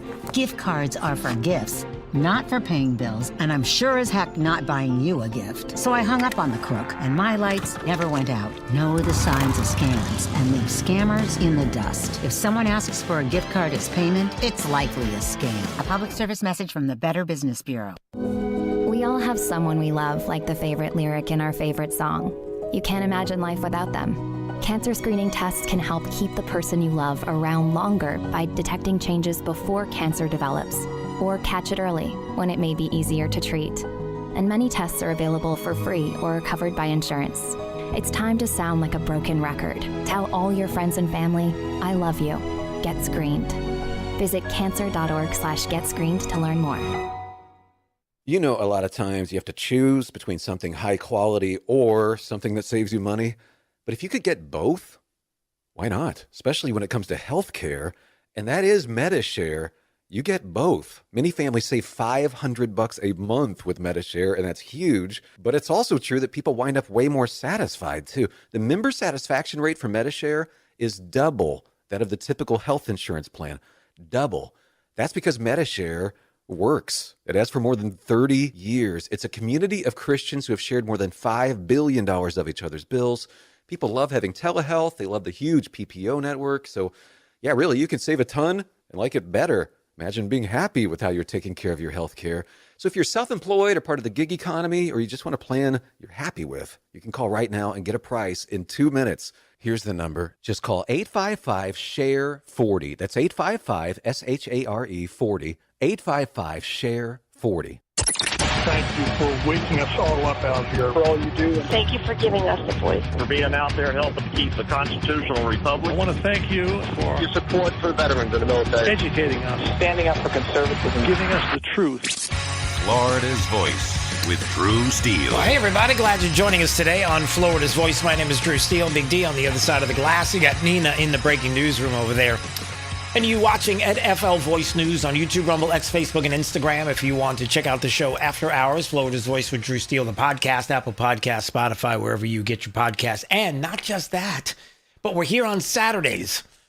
Most of us are here on Saturdays. Well, I'm here, Dee's here, Nina's here. We got a couple of folks in the newsroom as well. Right Line, your national voice. So we do a national weekend show.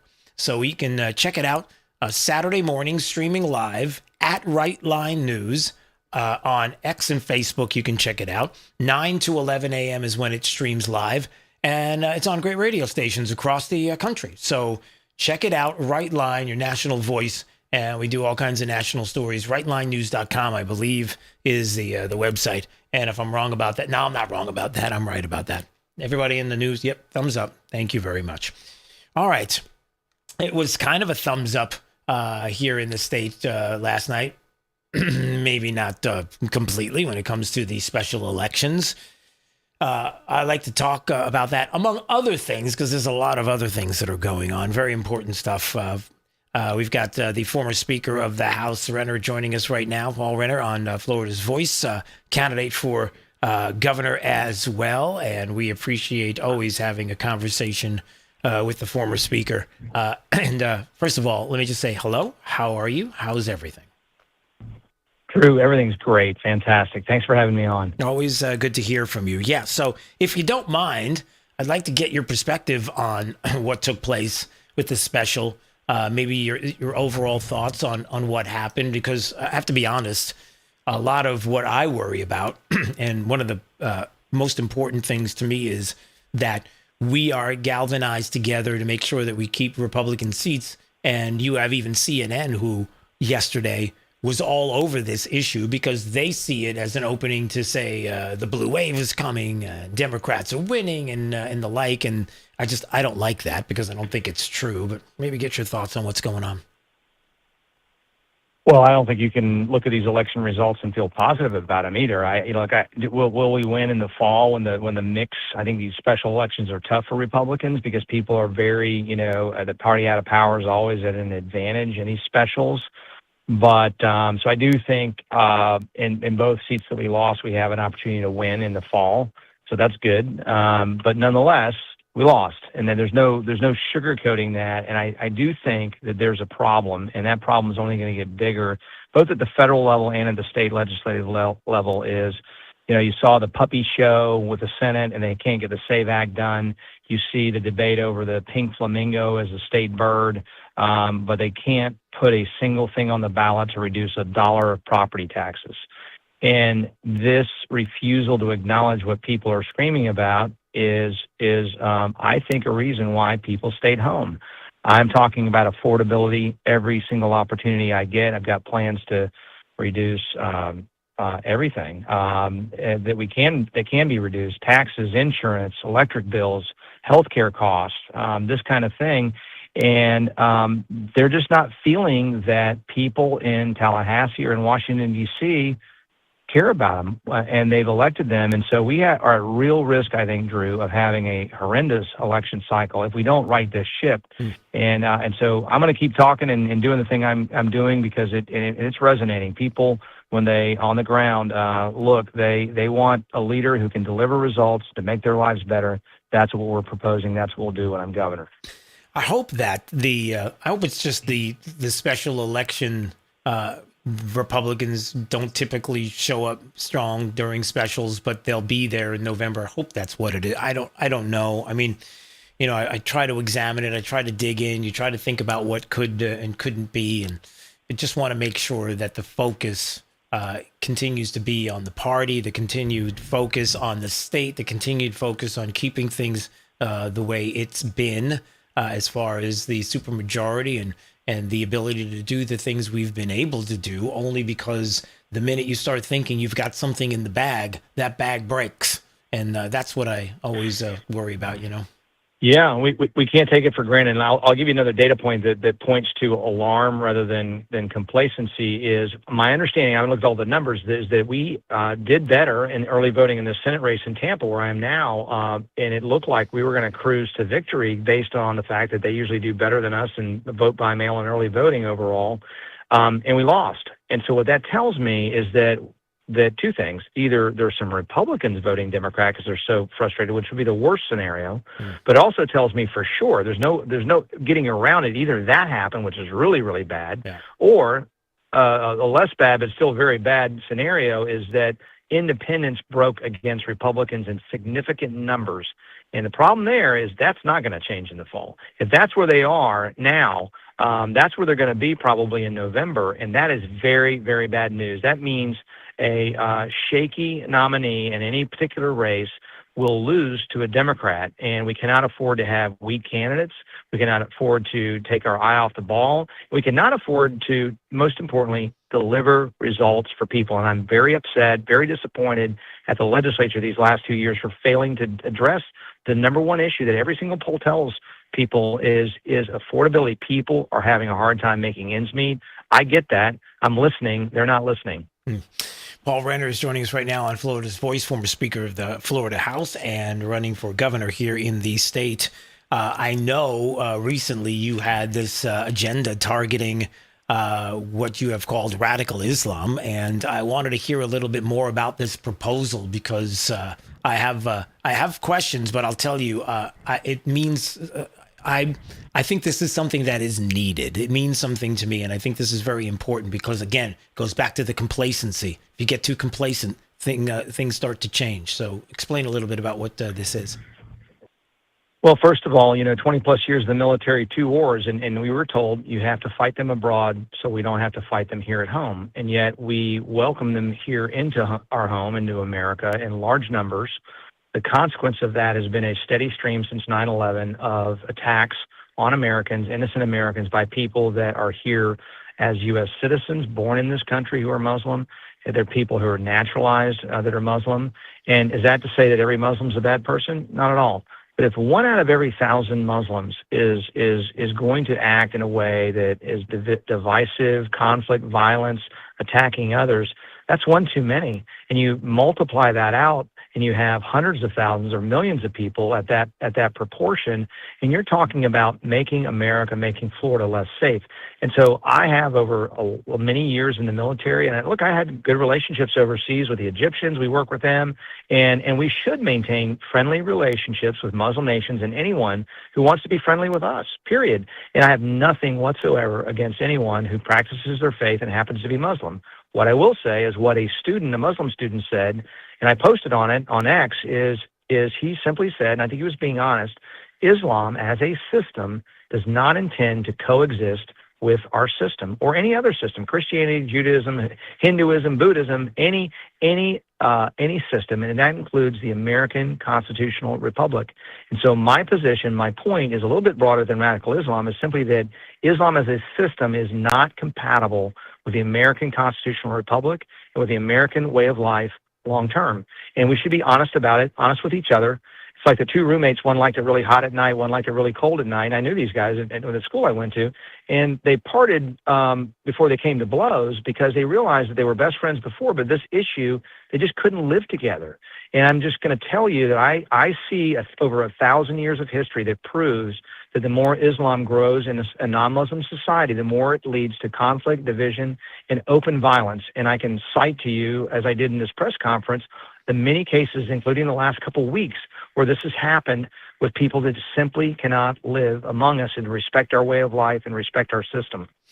Yeah, and I think that, this is one of those proactive as opposed to reactive situations where we have to, and you talk about being honest, the political side of this is important because you have so many people who in not just here in the state in some areas, but even in the state of Texas, where they've talked about this openly, and other places where Sharia is the law to them. That is their religious law, period, full stop. They're not going to go, if they go against Sharia, then they're going against their religion. And if you're not going to go against it, then how do you marry the two? How do you possibly live under the Constitution as the supreme law of the land, but still have Sharia as your religious law?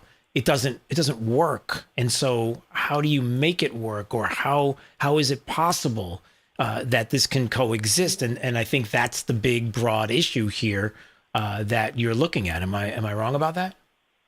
Well, no, that's right. And it's what I'm saying out loud, and I have the courage to say so, what many people believe to be true, that it is not. It just simply is not. And that's not a statement of animosity. It's a statement of fact. And so knowing that, I called, recommending obviously the federal government have a complete and permanent ban on immigration from those countries, that those people like in Somalia, the Somalis in Minnesota, if you commit tax fraud, you steal from taxpayers. Or in the case of the guy that shot the guy at ODU, he was convicted and put in prison for material support for terrorists. And then he was let out early on supervised release. That guy, upon conviction, should have been denaturalized. He was a naturalized U.S. citizen. Denaturalize these people and deport them out of our country. This needs to happen. And then we need to put more guardrails around some of the growth of these enclaves. We need to make sure that HB1, the Universal School Choice Scholarship, which I was obviously a principal champion and sponsor, at least as Speaker of the House, pushing as my number one priority in year one, needs to be blocked for anyone that promotes Sharia law concepts. And I believe that the bill that was passed this year accomplishes that. So I applaud the legislature, at least on that front, for doing that. We have to make sure we're not allowing CAIR and Muslim Brotherhood should be declared terrorist organizations. We should take proactive steps to make sure that they have no activities in the state of Florida. No taxpayer dollars goes to entities with terrorist ties. These steps I will take as governor at the state level, while encouraging the federal government to put the brakes on further immigration into our country. It has to happen. We can live at peace together better when they're in a Middle Eastern country, a Muslim majority country, where they can live peaceably, prosperously. And I want that. I want that for everybody. I'm a Christian, so I believe we're all God's children. I want everybody to live a good life. But we can't live a good life together, because ultimately they have an obligation to oppose our way of life, to oppose our constitutional system. We should be honest and say, stop now before we become Europe. Paul Renner joining us on Florida's Voice, former Speaker of the Florida House and candidate for governor here in the state of Florida. Hey, before we go, how's the campaign going? Fantastic. We had a couple of straw polls, the only two that have come out, showing us winning overwhelmingly, 58 and 60% respectively, over our main opponent. And I believe we're going to win this race. People are resonating with our message. We are still David versus Goliath, but there's just there's a new enthusiasm I feel on the grassroots level.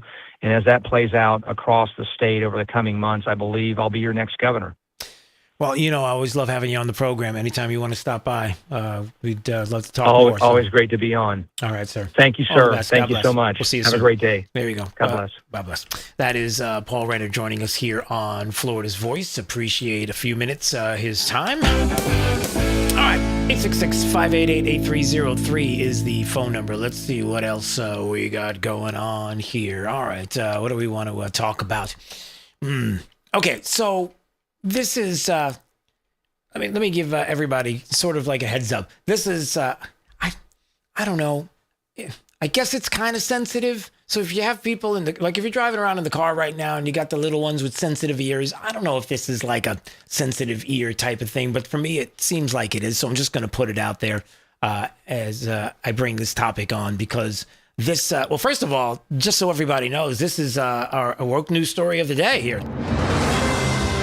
This is Woke News Today with your host, Drew Steele. Thanks, Biff. Okay, D, I'm going to be talking about feminine hygiene products for a second. So, look, you got Maryland Democrats. Do you need to know anything else? They're trying to pass a bill right now that I guess they're in Maryland House of Delegates. They feel like this is still something that has to be fought for. And so what they want to do is they want to provide feminine hygiene products in men's bathrooms. Now, the discussion has been strange, to say the least. And again, this is the political hill that the Democrats insist they have to continue to push and push and push. Doesn't make a difference what people think, how they're talking about this, what they believe, the truth. Right, go ahead, Joe. You can say. Does he? Yeah. We choose truth over fact. Right. So, why are we doing this? Here's a little audio from the House chamber there in Maryland. Menstrual hygiene products means appropriately sized tampons. What are appropriately sized tampons? I've never heard of such a thing. I don't know. Can I just stop right now? Do I have to keep playing this? Anyway. It goes on for another minute of people who are trying to figure out exactly what's going on here, like why the Democrat wants to put the feminine hygiene products in the men's room. And that's a Maryland delegate, Kathy Saliga, who's a Republican, who's like, what's with the different sizes and what are we doing here? And what's going on with putting them in the men's room? And we insist. And then she goes on to ask some of the other places that we're going to be putting it in.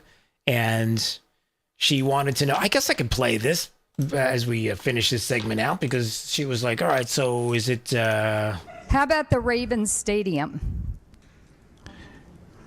If it is a state-owned building, then yes, it would go in. It's a public building. Oriole Park?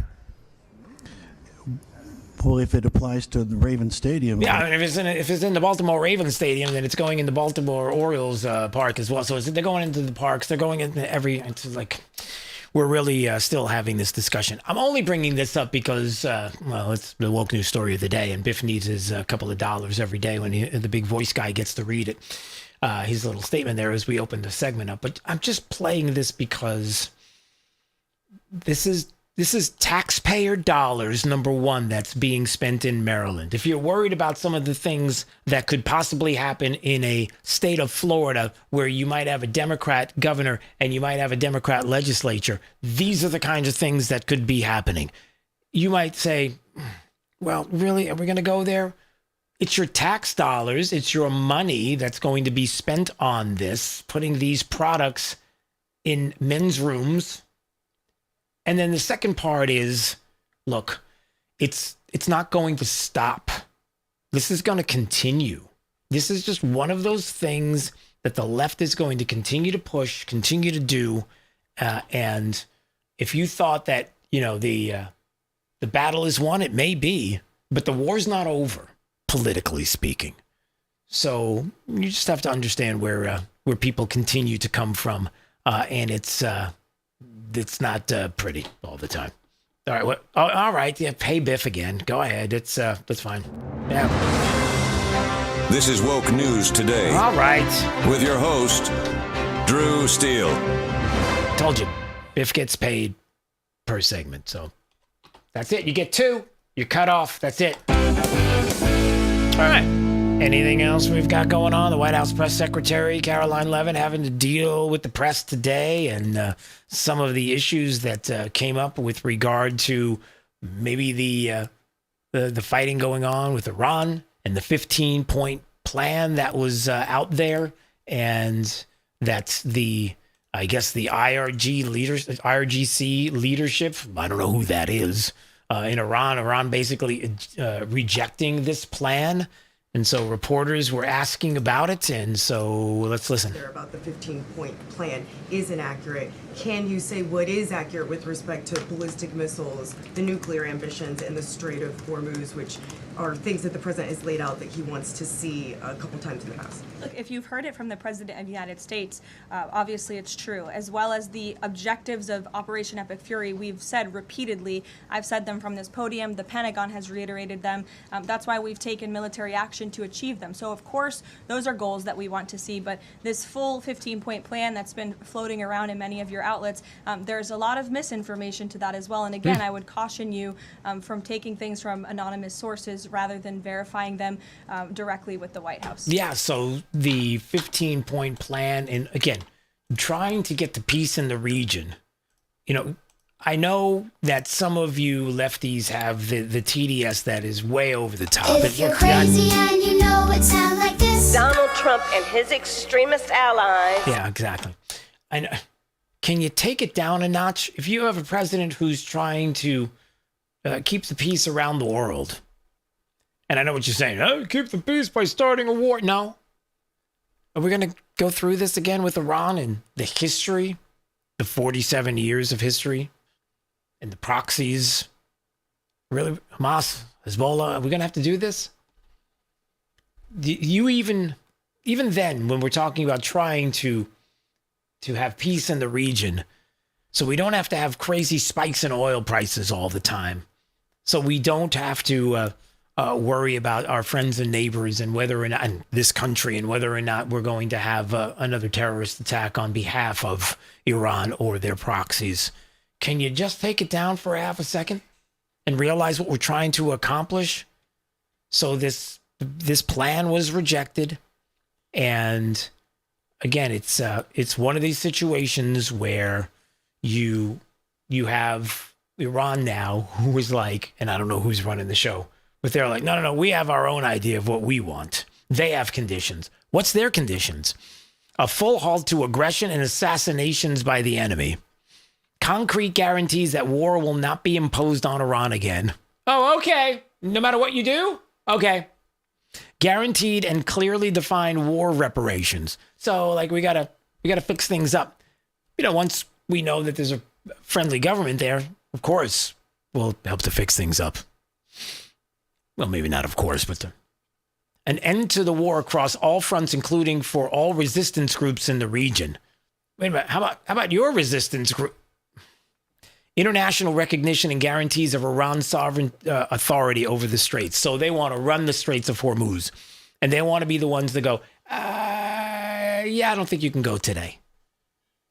Because, I don't know, somebody has a base, a military base in a country that they don't want to have in a certain location. Or, I don't know, a lot of things like that. So we're just going to give that up because Iran says so, although I don't know who's saying so because we don't know who the leadership is. So that's what we're hearing right now. Not going to happen. This president's not going to bow down to the demands of, like, no, we have our own demands. It's like, are you sure you're in a position to start talking this way? Because we have yet begun to fight. And did I just do? Yeah, I kind of just did that. All right, sorry about that. All right, top 5 audio clips of the day coming up next. You're listening to Florida's Voice with Drew Steele. You know, a lot of times you have to choose between something high quality or something that saves you money. But if you could get both, Why not? Especially when it comes to health care, and that is MediShare. You get both. Many families save $500 a month with MediShare, and that's huge. But it's also true that people wind up way more satisfied, too. The member satisfaction rate for MediShare is double that of the typical health insurance plan. Double. That's because MediShare works. It has for more than 30 years. It's a community of Christians who have shared more than $5 billion of each other's bills. People love having telehealth. They love the huge PPO network. So, yeah, really, you can save a ton and like it better. Imagine being happy with how you're taking care of your health care. So if you're self-employed or part of the gig economy, or you just want a plan you're happy with, you can call right now and get a price in 2 minutes. Here's the number. Just call 855-SHARE-40. That's 855-SHARE 40. 855-SHARE-40. Hey Max, you look absolutely dashing in that purple tie. Ready to harness the world? You bet, Daisy. I'm ready as I'll ever be. And might I say, your purple tie really pops with your vest. Thanks. I almost went with a cape, but didn't want to come across as pretentious. Nonsense. Anyone in our line of work should rock a cape. You might be onto something, Max. Phew, so here we go. First day on the job. We've got this, right? Right. Don't forget, we both graduated from Dogs Inc. with honors. Which means I can guide my human around a busy city with ease. And I can give my human a restful night. I hope my human is kind and loving. And I hope mine likes wet kisses and zoomies. Ready to make a difference? Born ready. Let's go. Discover how extraordinary dogs like Daisy and Max change lives at no cost to the recipients. Visit dogsinc.org. After my injury, I lost my sense of purpose. I lost the ability to tuck my daughters into bed. Homes for Our Troops builds specially adapted homes with features that allow our veterans to function independently and focus on their recovery and family. This life-changing gift of freedom is provided mortgage-free, thanks to our donors and supporters. Homes for Our Troops gave me a home where I can be a dad. Homes for Our Troops gave me a brighter future. We need you to join us too in completing this important mission. Learn more at hfotusa.org. I'm Chris Jakovic. I served in the United States Air Force and I deployed 3 times. Being a veteran, it's interwoven into your DNA. It is really the absence of the connection and the purpose that can really drive a lot of veterans to some negative thoughts. For those who are in a suicidal crisis, the window of time to save somebody's life is very short. Our duty is to protect ourselves and protect our families. And one way you can do that is store your weapons safely. Store all your guns securely. Help stop suicide. Brought to you by End Family Fire and the Ad Council. Since the dawn of time, man and wildlife have shared a connection. And hunting traditions passed down from generation to generation have connected man to the natural world. From bow and arrow to hook and bullet, as man evolved, our link to those traditions remains. Yet today, our basic instinct to provide and as part of the hunt, to conserve and appreciate the natural world has fallen under attack for the first time in human history. Misguided politicians and radical activists pushing an agenda to end hunting as we know it are leading a war against our heritage. In their misguided policies and protests, they demonize hunters and belittle our way of life.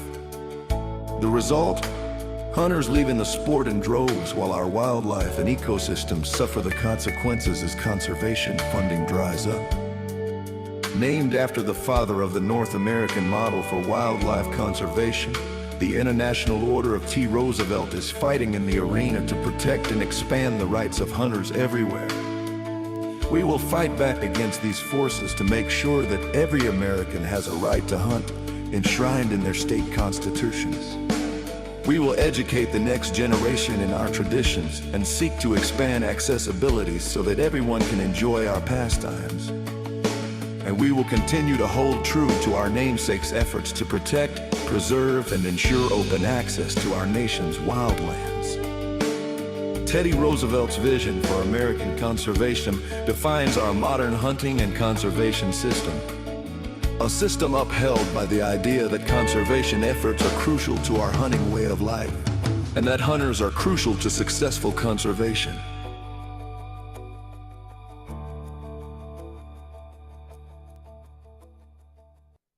Hey, it's Drew Steele. Look, are you still playing defense with your money? It's time to shift gears and seize the fresh opportunities this new pro-business environment has to offer. That's exactly what certified financial planner professional Alfie Townsend and the team at Advantage Retirement Group do for high net worth investors like you, helping you go on the offense with advanced tax strategies, thoughtful risk management, and forward-thinking financial planning. Imagine enjoying the retirement lifestyle you've worked so hard to achieve, all while staying one step ahead and in a changing world. You've got to do it. Alfie and his team design personalized strategies to strengthen your financial foundation so you can focus on living life on your terms. Ready to find out more? Text VISIT to 239-747-7470. Again, you can call or text 239-747-7470. Schedule your one-on-one consultation today and see how a proactive approach can help you thrive no matter what the market does next. Don't wait. Call or text VISIT to 239-747-7470 right now.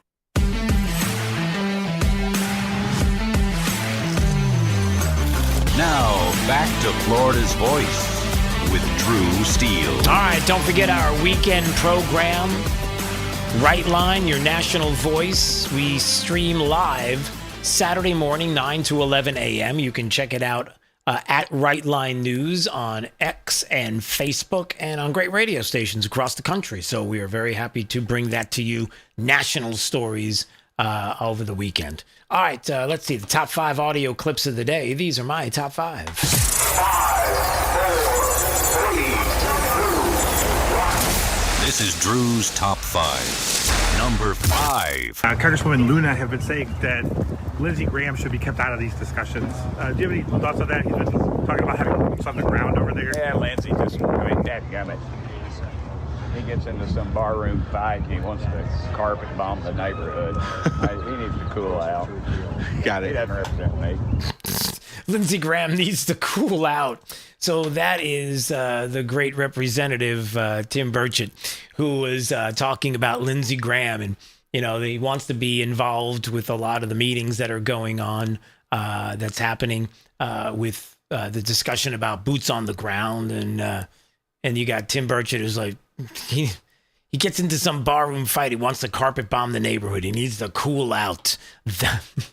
It's true. He's got to calm down. Like when we talk about boots on the ground, and Lindsey Graham is like, just like, hey, chill out. Number 4. Let me be blunt. What we're seeing in parts of South Florida isn't just suspicious. It's outrageous. The number of questionable durable medical equipment suppliers, folks that send you canes or wheelchairs, it's exploded, especially here in Palm Beach and adjacent Miami-Dade County. In some neighborhoods, now listen carefully, there are twice as many suppliers as McDonald's. That's not a coincidence. That's a red flag. As it turns out, transnational criminal organizations are involved. So we acted. CMS put a nationwide freeze, it's called a moratorium, on enrolling new DME suppliers in Medicare. That's the insurer for older Americans.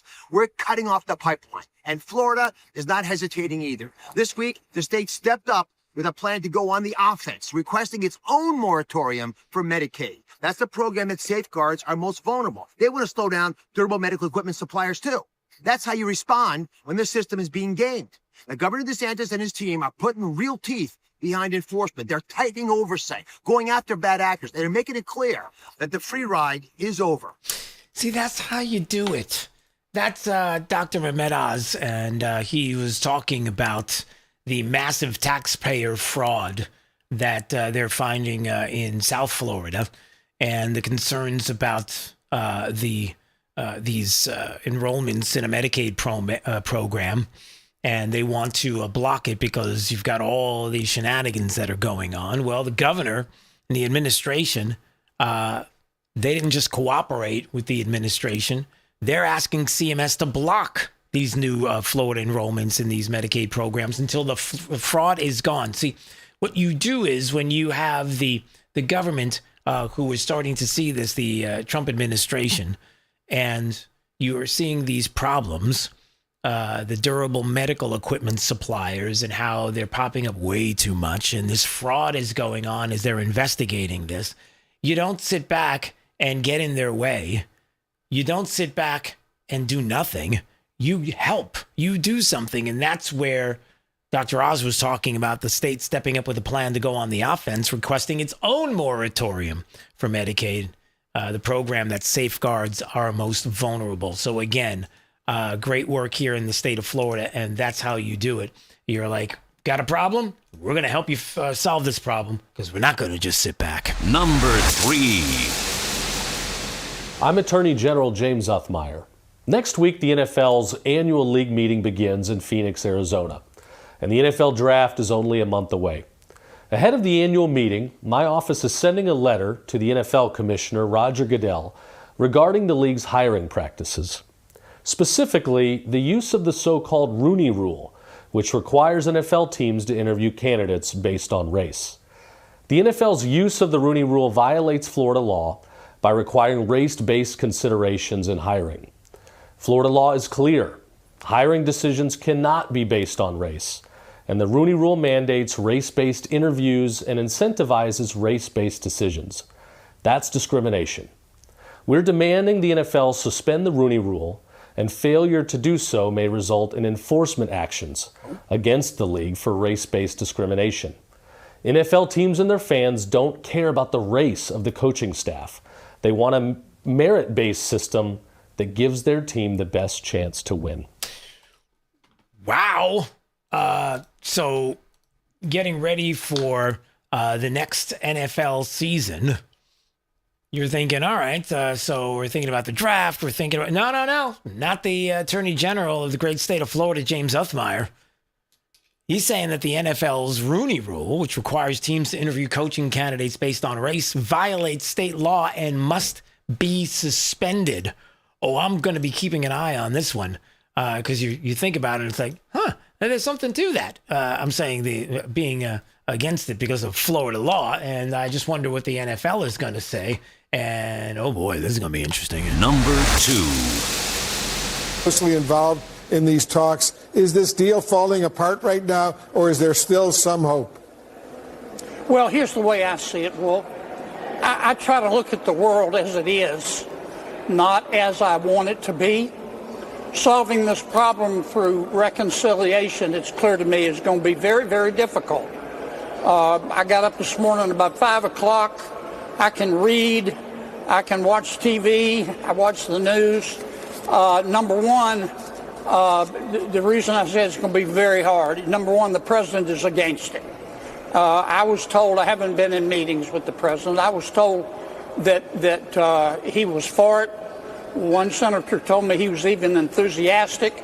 That's not accurate. He's not for it. Number two, our majority leader is everything. Whoever the majority leader is controls the floor. And based on the comments I've read this morning, our majority leader is not really for it.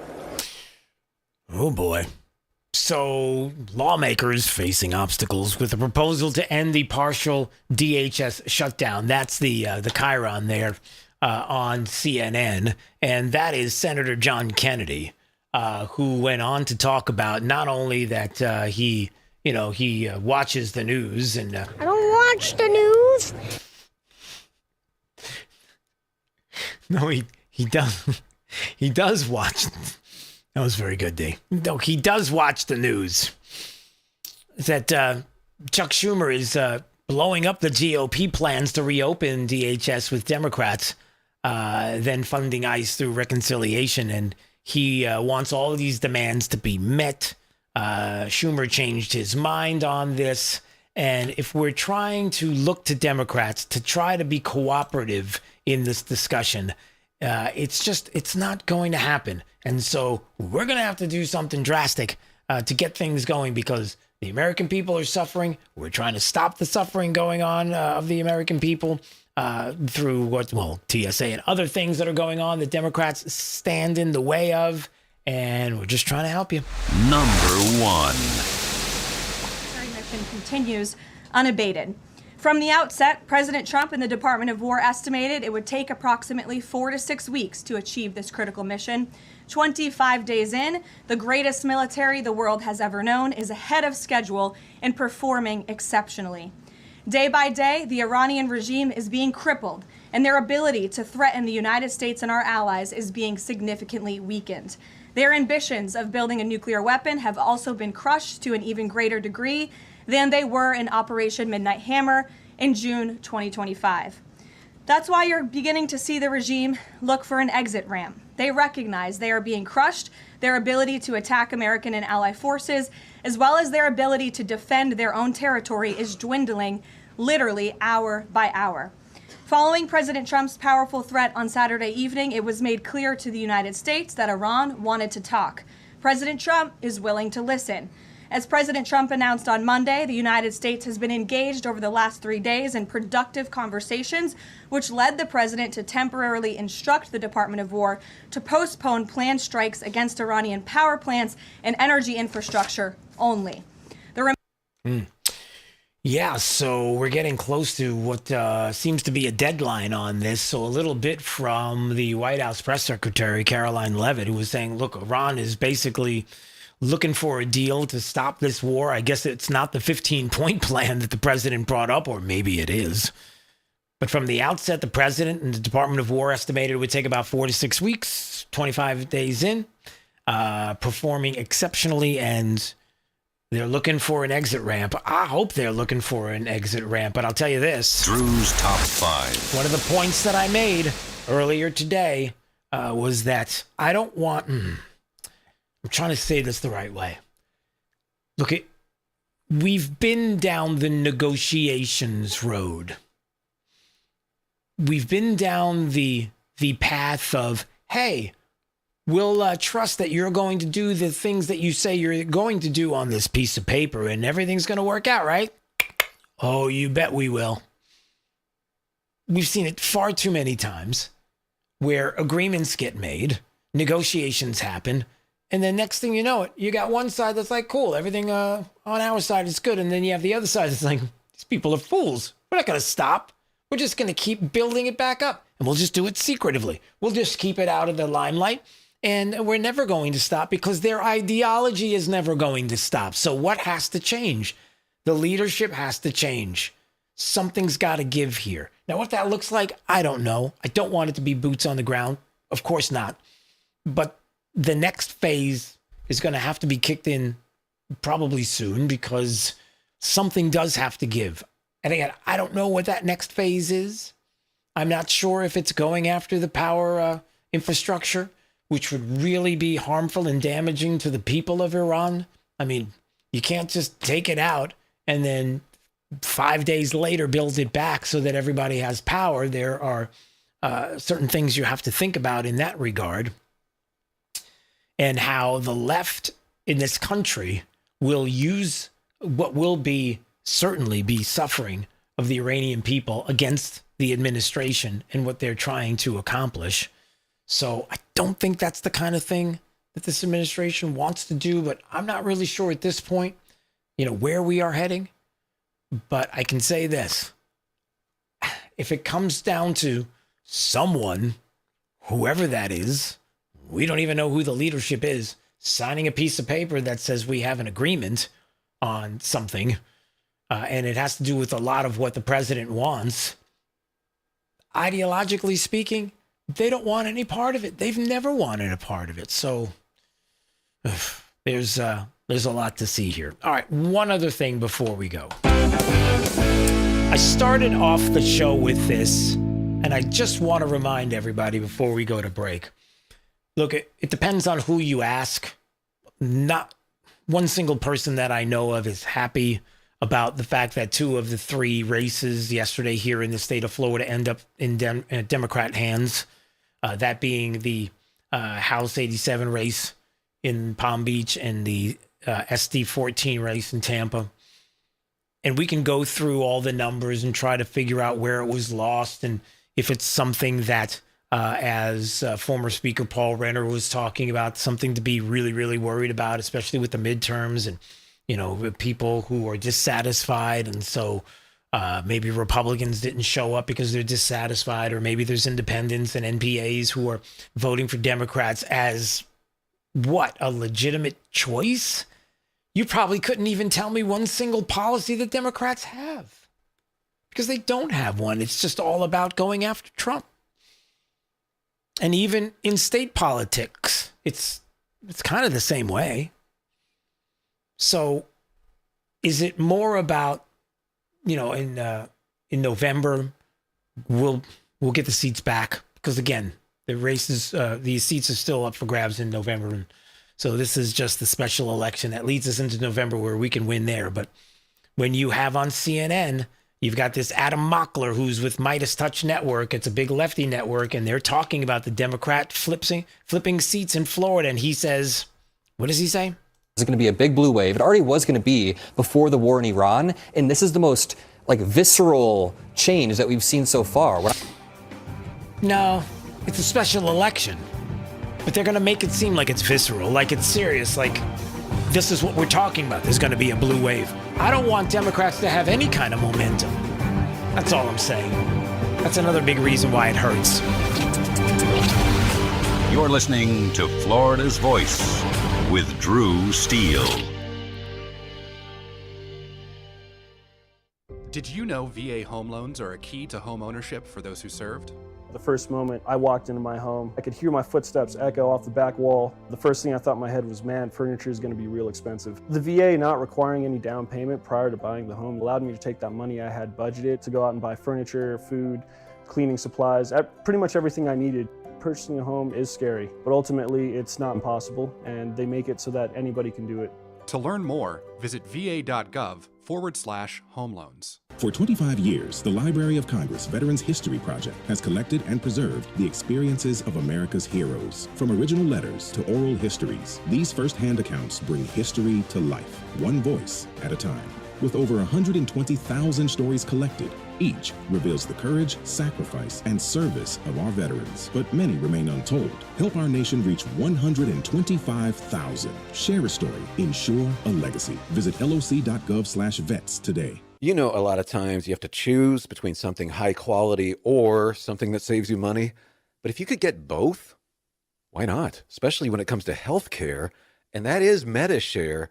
You get both. Many families save $500 a month with MediShare, and that's huge. But it's also true that people wind up way more satisfied, too. The member satisfaction rate for MediShare is double that of the typical health insurance plan. Double. That's because MediShare works. It has for more than 30 years. It's a community of Christians who have shared more than $5 billion of each other's bills.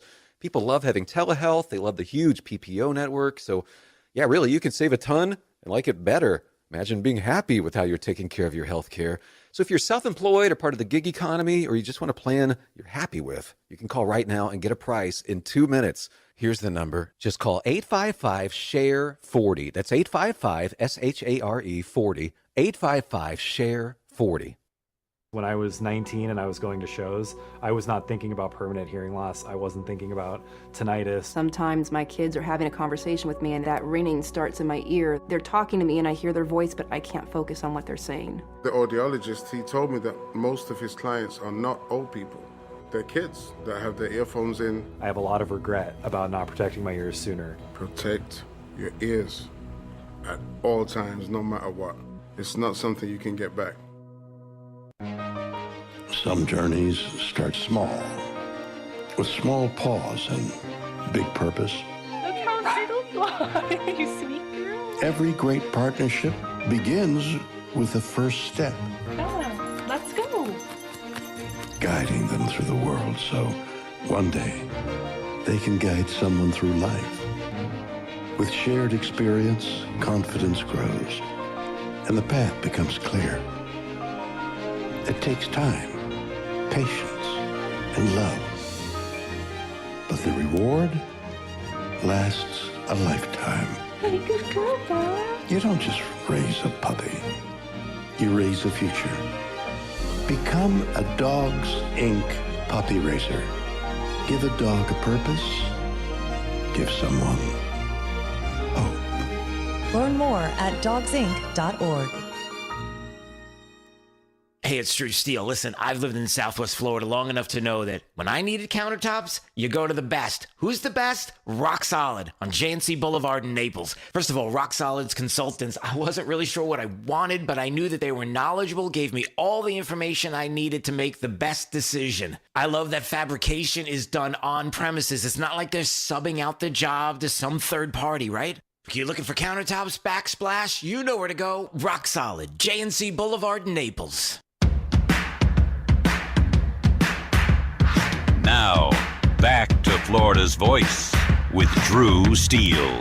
I wasn't expecting it. I was like, why is he coming out here? And he got on the mound and told me I made the team. It's pretty cool. I mean, honestly, I thought I was getting taken out of the game. I didn't know what was going on. Obviously, whenever the manager comes out, you're usually done. Yeah, he just came up and told me I made the team, and everybody just said congrats. Caught me totally off guard. Went through a lot of hard times. A few years ago, I never would have expected this. Looking back, I'm glad I kept my head down and kept hammering away. Pretty special. Oh, D, come on. See, that's the good feel-good stories that are happening today. There's a couple of them. I mean, there's not a whole lot. We got another one before. Yeah. All right, so that's baseball prospect Carter Baumler.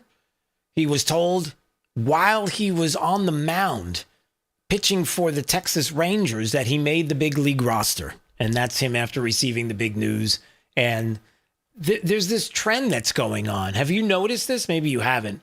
But you have... this baseball prospect that made the big league team. They tell him on the mound. They do an interview with him, so he gets to talk about it. You get to see it in the moment. One of the players for the New York Mets has the same situation going on. Prospect that's playing in spring training, and they did a video of him being told that he made the team. And, the hugging and the thank yous and, all of that. And so there seems to be a lot of this that's going on. And D, I think that's good. More of that in sports, like that kind of feel good. The kid made it and you get to see the moment when it happens, kind of like peeking through the veil, kind of, if you will, to see that. That's like one of those nice feel good stories. So D likes feel good stories when we end the program with that. So there you go. Speaking of feel-good stories, J.D. Vance was talking about how well they're doing going after fraud. That's a feel-good story, isn't it? And the J.D. Vance-led fraud task force, I guess, has found some fraud in, I know you're going to think this is crazy, California. Yeah, and they're working on it. So I like fraud czar. It's certainly what we're going to do. And look, we have to do it. As the president said, this is a problem that has festered in this country for far too long, and far too few people have actually wanted to do anything about it. That's what makes this administration different, is that we actually tackle the problems the American people have been confronting. So I'm very happy about it. And look, yeah, and so he's happy to be called the fraud czar, and the fraud czar, easy for you to say, is working hard because they've suspended 70 California hospice and home health providers days after it was created by the president. So the funding now to these hospice and home health providers has been paused. This is from all the investigations that have been going on with Nick Shirley, and then CBS News picked up on it and said, wow, that guy's getting a lot of clicks. Hey, we should do the same story because it's not only the clicks, but it's true. Yeah, that kind of thing. When they go after the citizen journalists, and then all of a sudden they do the job that they're supposed to be doing, and next thing you know, they like the stories. So they pick up on it, and they start running with it. I think there was another Nick Shirley story that was out there. I thought I had it. And I'm going to see if I can find it before the end of the program. It's not very long. It was a short clip. Oh, here it is. Is this true? Did this really happen? Nick Shirley walking the streets of California and doing these quick interviews with people and asking about if they would vote for Gavin Newsom in 2028 for president of the United States. So here's Nick Shirley walking up to somebody. D, I don't know if you saw this clip, but this is crazy. Here, check this out. Would you guys vote for Gavin Newsom in 2028? I vote for him because he got me released from coming home from a life sentence. Really? Yeah. Wow. Yep. So he didn't hold me back. He didn't hold me back. He signed off saying I'm fit for society. So yes, I would vote for Gavin Newsom. What were you locked up for? If you don't mind me asking. I was locked up for murder, carjacking, and robbery. What? Feel like that's a problem. Wait, what? You're listening to Florida's Voice with Drew Steele. My name is Corporal Bradley Joseph Seitz. Jerry Reed. Kate Weber.